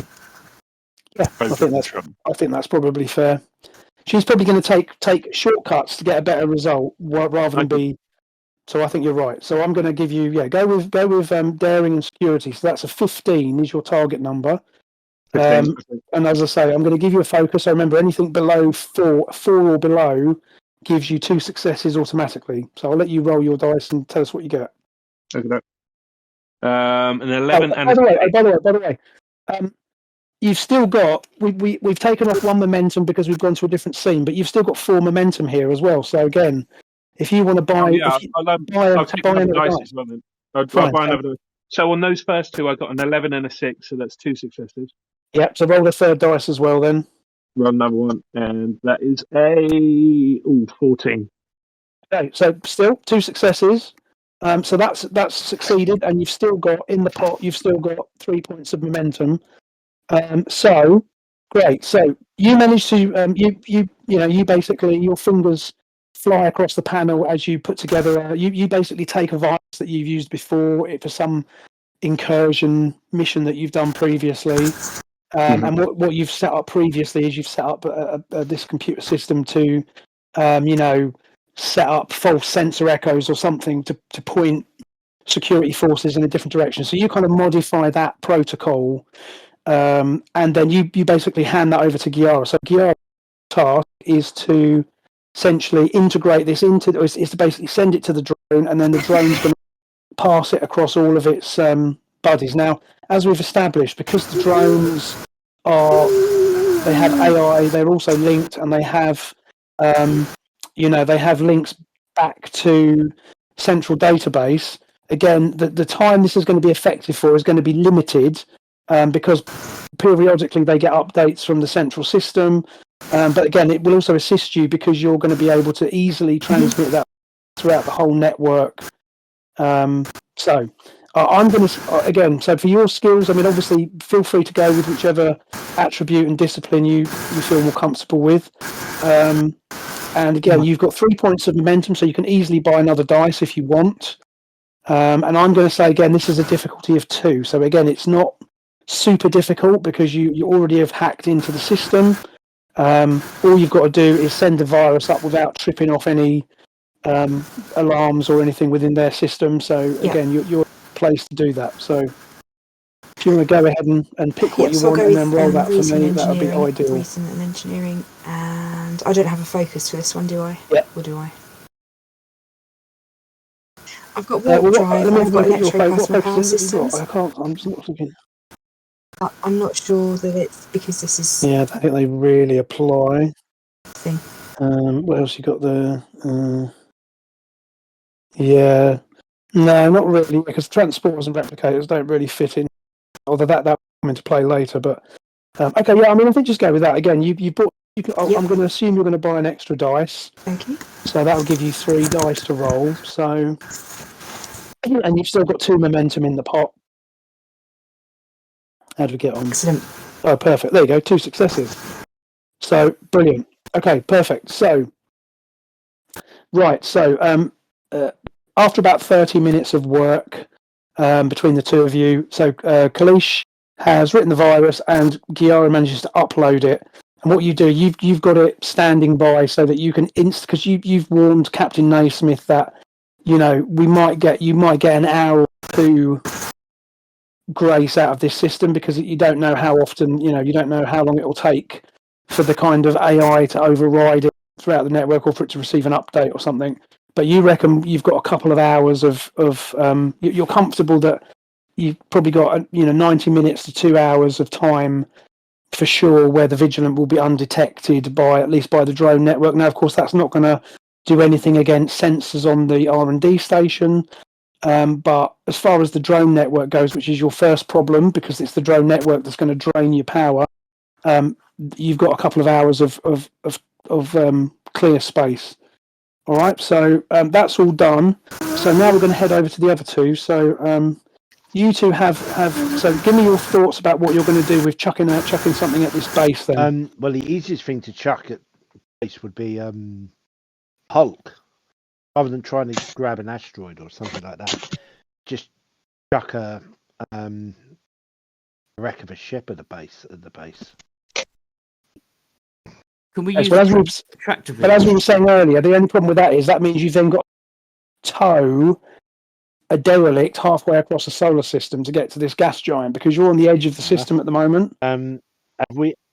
So that's why I was suggesting that you might be better off getting something from one of the moons of the actual gas giant, carving out a bit of rock or something, and just dropping that on them. Yeah, is there a big enough rock that we can use our tractor beam to give it a bit of chug and a yank and a... Okay, why don't you then? Okay. Yes, as I say, this is gas giant has a system of small moons and planetoids around it. So yes, you can easily detect a sizable chunk of rock that you can use the tractors. I mean, again, this will go better once you have the warp core fitted because obviously it all takes power. Yeah. But there is definitely you identify on your plot that there's a small, 500 meter wide asteroid that's in orbit of the gas giant that you reckon you can basically use that as a projectile.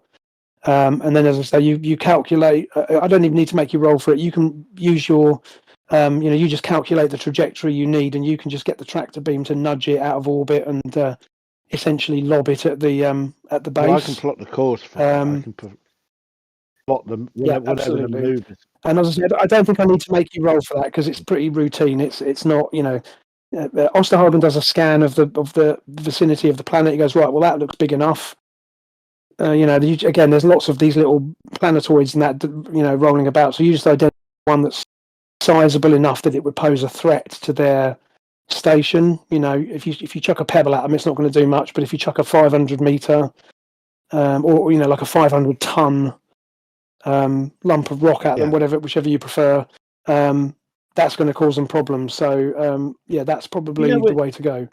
You can easily. Do we know whether the base is armed? Is it carrying any weapons? Right. So Kalish's scans of the schematics tell you that the base itself is not armed. It does have military personnel on it, and it does have some patrol craft, some small. So they're not big ships, but it has some. I guess you call them fighters. Let's call them fighters. So it has several of these like small armed shuttlecraft basically docked there. It hasn't got any phaser banks it could use to destroy the. No, because obviously this base is meant to be secret, so it's hidden in a gas giant, and it's mainly hidden there to hide. You know, you assume it's there to hide it from other Vinchari, really, because again, the Vinchari don't let anybody in this system, as is evidenced by all the wrecks floating in orbit around the planet, around the edge of the solar system. So it's a security measure. It does have, as I say, military personnel on it, and it does have several armed shuttlecraft, but it doesn't have actually any. You know, it doesn't have, like, as you say, phaser banks or weapons built into the base itself. Just because it does have. It does, however, have deflector shields of some sort, because although it's in a stable position in this atmospheric layer, obviously the conditions are such that it's not a pleasant place to be. So it has obviously has like an environmental shield, much like the same shields that you've seen around the decks of their ships, but it also has like meteorite. You know, it has like deflectors to in other words, if a meteorite is coming towards it, it does have some means of defense. The main thing is say if we lob a meteorite at it, they've got deflectors to stop it. That's the only thing. But the point is, it's more about distracting them. So it's not about taking the base out. It's about them going, oh shit, there's a big asteroid coming, and they'll concentrate on that whilst they're hopefully you're doing other things. But yeah, so it doesn't have active defenses, but it does have shields of some sort, and they're not massively powerful, but they're powerful enough to protect it from the odd bits of debris that will get sucked down into the planet's atmosphere. So anyway, good, right, excellent. So do we have? I think we're kind of in a position where we can move on a bit, right? So you guys got your plan. So okay. So at Naismith's command, then Guara activates the. First of all, what you do is you basically program you grab control of the drone. Kaz, you set course, so you have a very narrow course window to follow, because you need to, as I say, you've got to basically fly through the area of space that this particular drone is patrolling, which you managed to do. You don't need to roll for that. It's straightforward enough. You're given the coordinates, and you send it. So basically, the Arcasay ship remains behind, because again it's too difficult for you to mask two ships. However, and also it's your warp core that you're trying to retrieve. To be honest about it, our ship is probably more manoeuvrable. Exactly. However, Jalara and a team of her crew, along with Thasin, have come along for the mission, because again they're. Thasin is planning to go to the. He wants to go to the. He basically wants to infiltrate the drop barge with you, and then his plan is they're going to take stay on the barge when it goes down to the base and try and rescue the assessor. So you've got a team of like 6 of the Arcasay standing by with you. So you fly the ship through, and the drone. As soon as you're through the drone's area of space, then Giara activates the masking program, and it all is proceeding perfectly well. So you can see on your displays that the drones are ignoring you basically. So as far as they're concerned, you're particulate space dust or something. They don't pick you up. So you set course for the gas giant, and you travel at maximum impulse, I guess, and it takes you. It's going to take you about an hour to reach the gas giant, because obviously you've chosen a point to enter the system, and you've got there as quick as you possibly can. So you arrive at the gas giant, and obviously the gas giant fills your view screen, and it's looks very much like Jupiter. It's a huge planetary body, and again, as you get closer, you can see there are moons, and it has its own moon system, and there's various bits of space debris flying about. Now, as you approach the system, you on long range sensors, you pick up the drop barge, which is beginning its descent into the atmosphere. And this thing is a big wedge shaped ship. It's pretty dull to look at. It's literally looks like a block of cheese, with a couple of engines on the back. It doesn't look much like the rest of the Vinchari technology. It's not as elegant as the other ships. This thing is definitely functional. Starship. It's not, if you know what I mean. It looks more like it just looks more like a cargo ship That's a that you'd be Starship. used to seeing. And this thing is big and lumbering and Starship from another slow. franchise, then. Yeah, indeed. You do detect also there is an escort vessel, as mentioned in the report that you took. There is a small escort vessel that's alongside it, but this thing is you're nowhere near. It's nowhere it's going to be able to detect you, because it's already entered the upper fringes of the atmosphere, and so you are well protected. You are well shielded by. And this is a very small. This is probably like a gunboat essentially. Only I guess it's as a precaution. It's certainly not one of the big warships that you've come up against before. Okay, so all is going according to plan. So the masking program is working. So how are you going to get onto the barge is the next question. You can't transport over because, as we've mentioned, the interference in the atmosphere of the gas giant is going to prevent you from transporting. So what are your other options, do you think?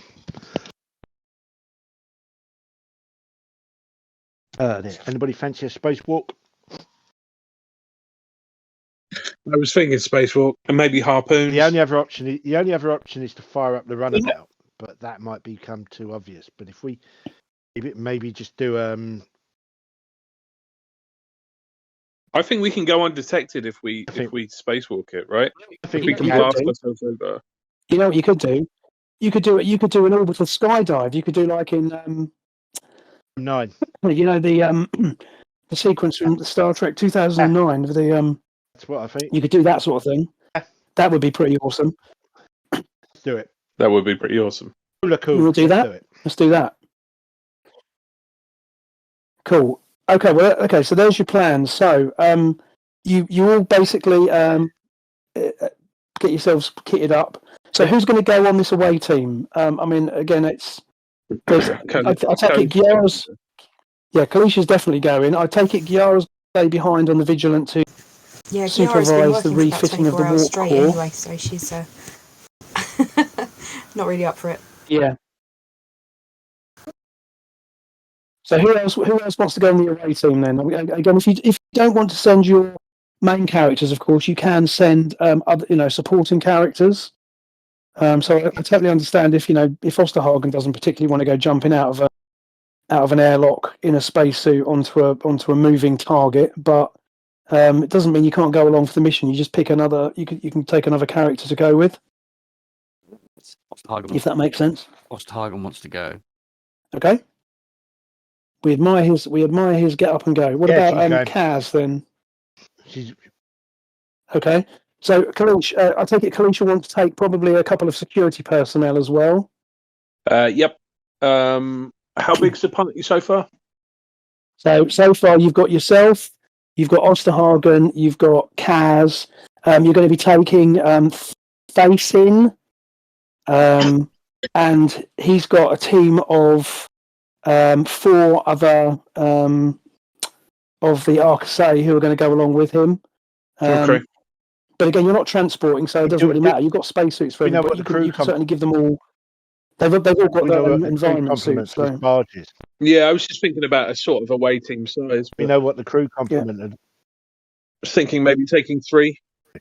sure, okay. So we'll take 3 at random. I'm going to just. I mean, I as you know, I love the fact that we've got a list of all the crew names. So right, you're going to take with you. You're going to take. Let's say randomly. So you're going to take crewman Imbram. So he's the Betazoid crewman who you've had dealings with before. Hendrix obviously is going because Hendrix always goes on these things. Yeah, that's true. And also you'll take Marconi. So you've got Marconi, Hendrix, and Imbram, are your 3 security guys. So they all get kitted up. And obviously you're all in environment suits. And again, the RSA have got their own environment suits. And obviously they've got weapons. They've got their own weapons and that. And their weapons look disconcertingly like flintlock pistols, but they are actually energy weapons. And the rest of you obviously have got phasers and whatever else.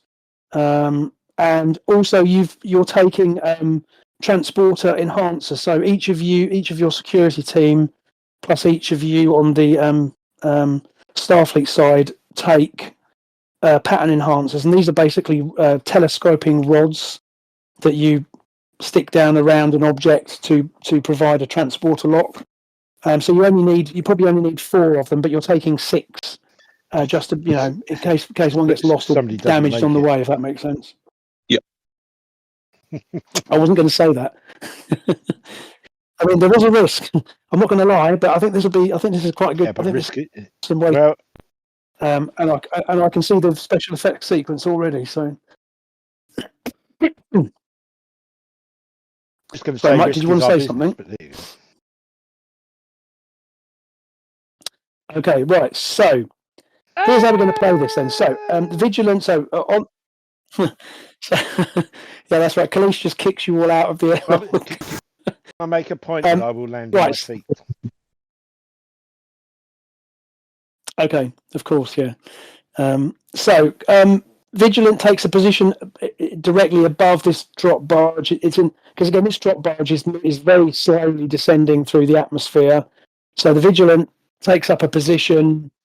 A few. I suppose it's probably a few hundred kilometers above. It sounds terrifying, but that's the point of an orbital skydive, right? You're not. It's not 100 yards. This is quite a distance. So the ship takes up a position directly above.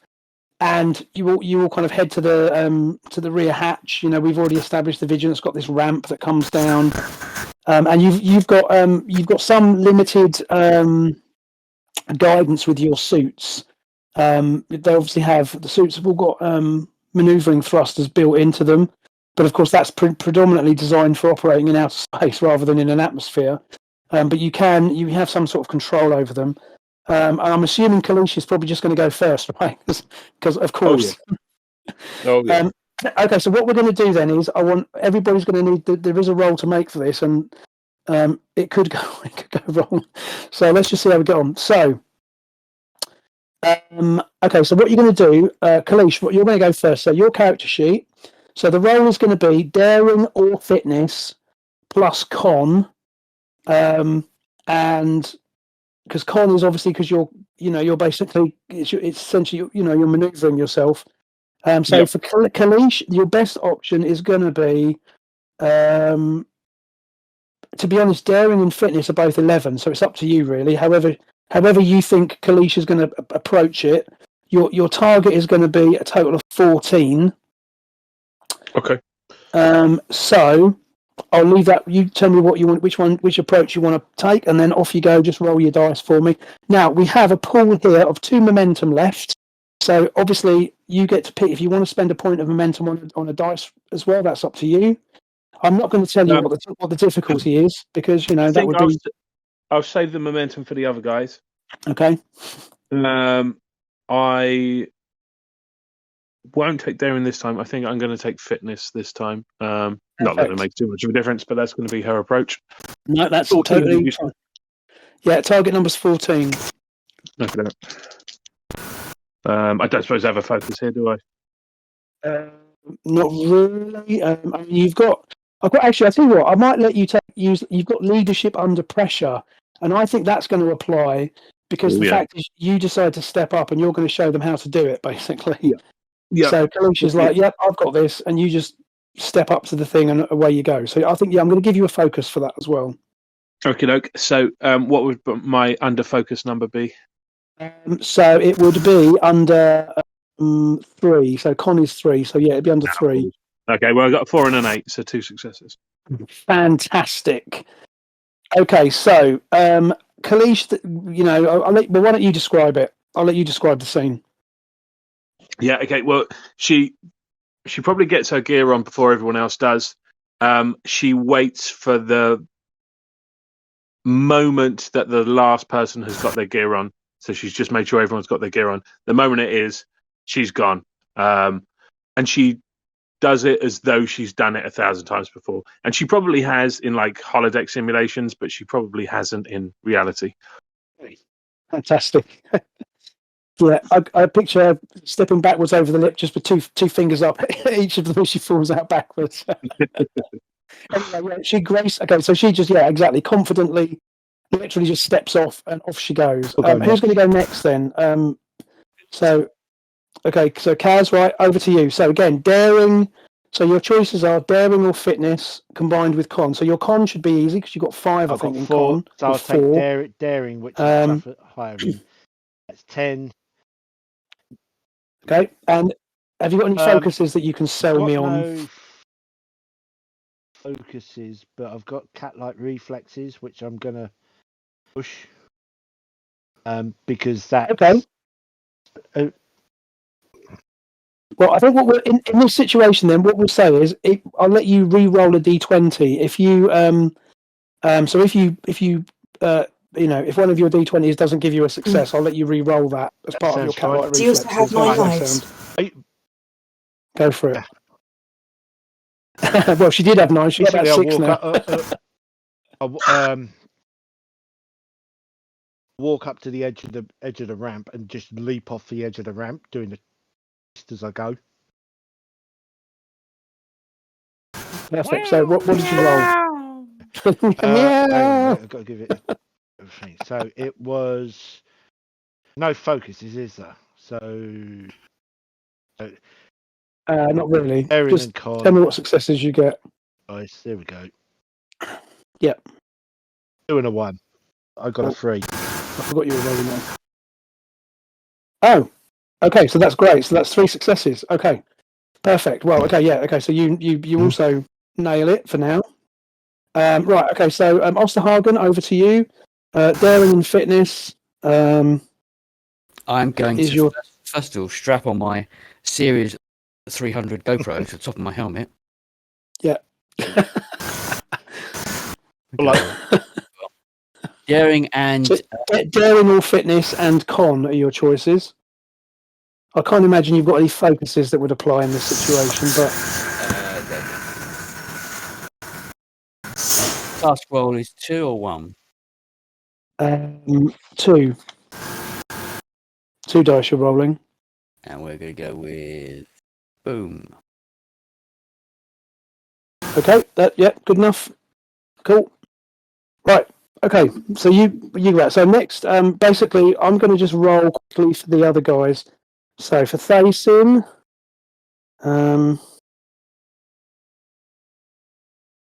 okay, and he got three guys, right? Okay, and then security, you got 3 security guys. Uh-oh. Okay, so Karen, give me a number between. Just pick 1, 2, or 3 for me. I don't want to be blamed for this, so I'm going to let the dice decide. Give me one. I'll just give me 1, 2. It's 6. 2.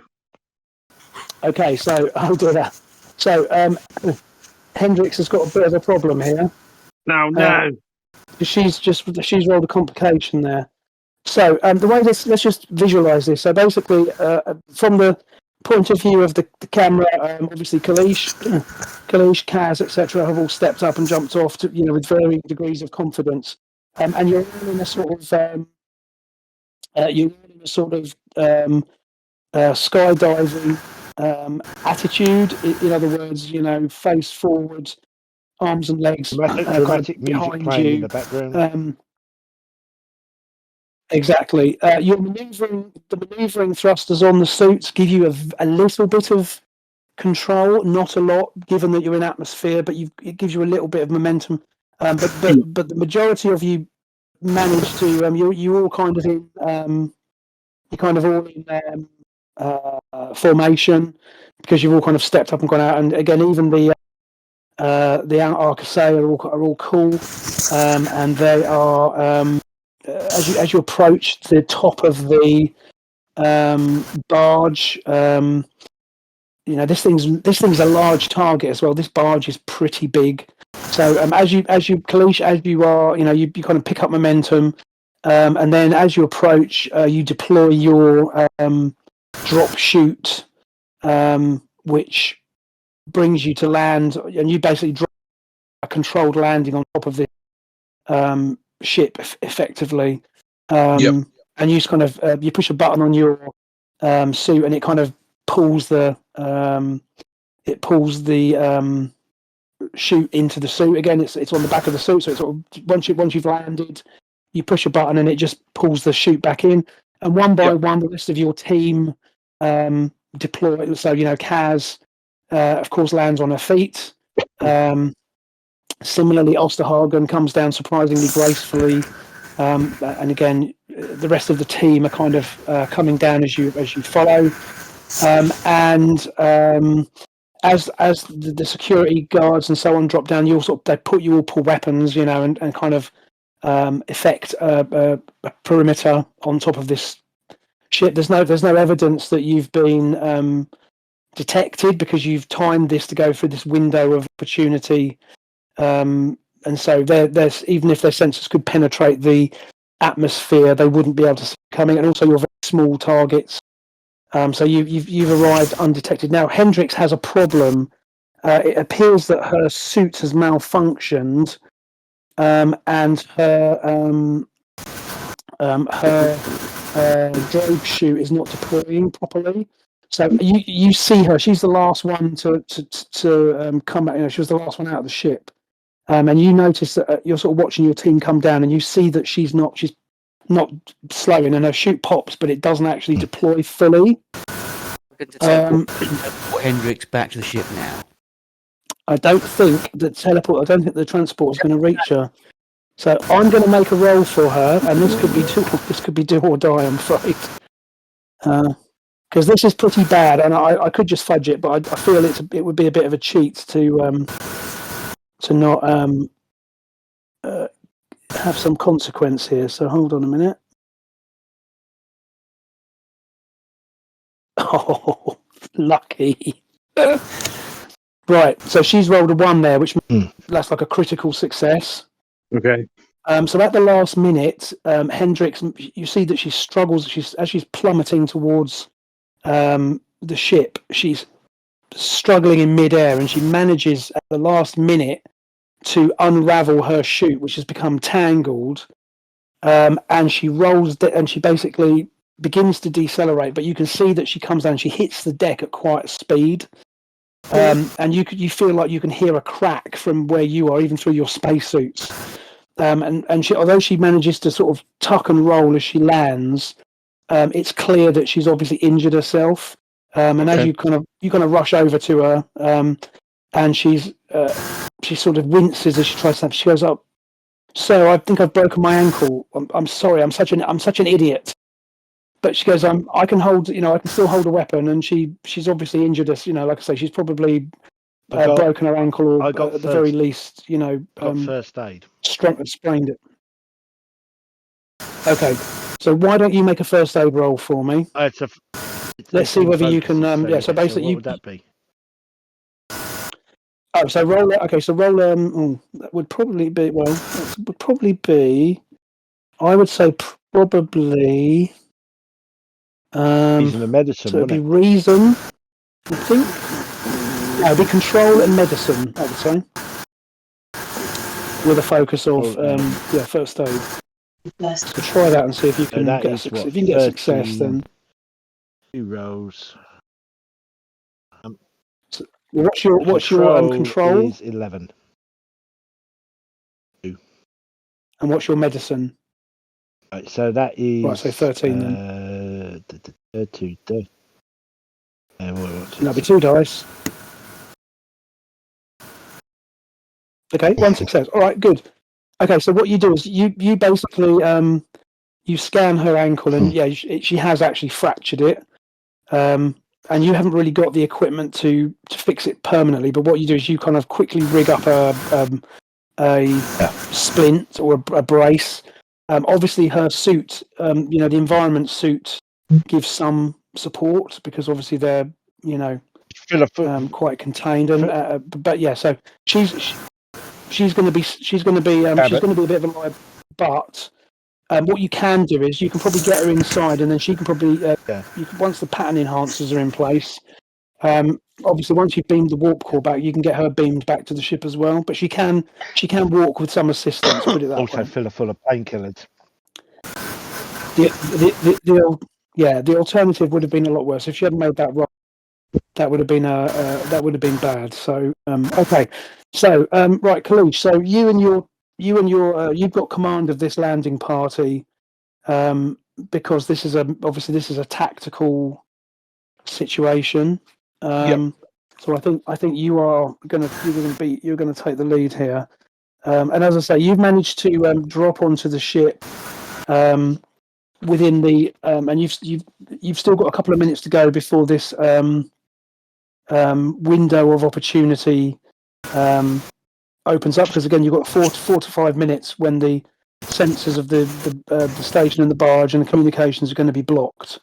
And it only takes you a minute or so to locate an access into the ship. So you and the rest of the team head for that.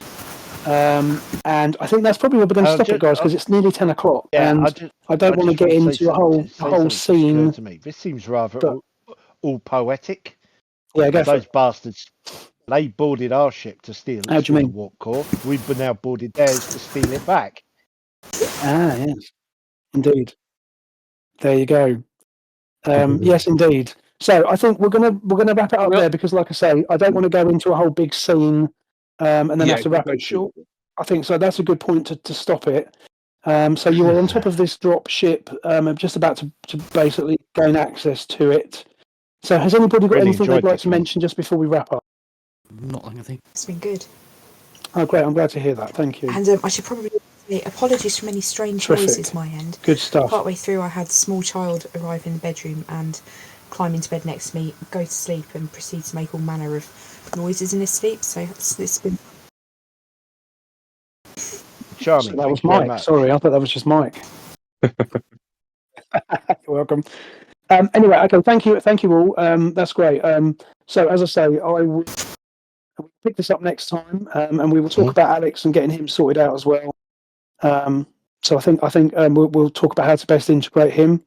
So other than that, I'll just leave it to say I'm going to wrap up for tonight. So thanks everyone for playing tonight, and thanks for listening. And we will see you next time on Starship Vigilant. Bye. Cheers. Lovely. Thank you, Steve.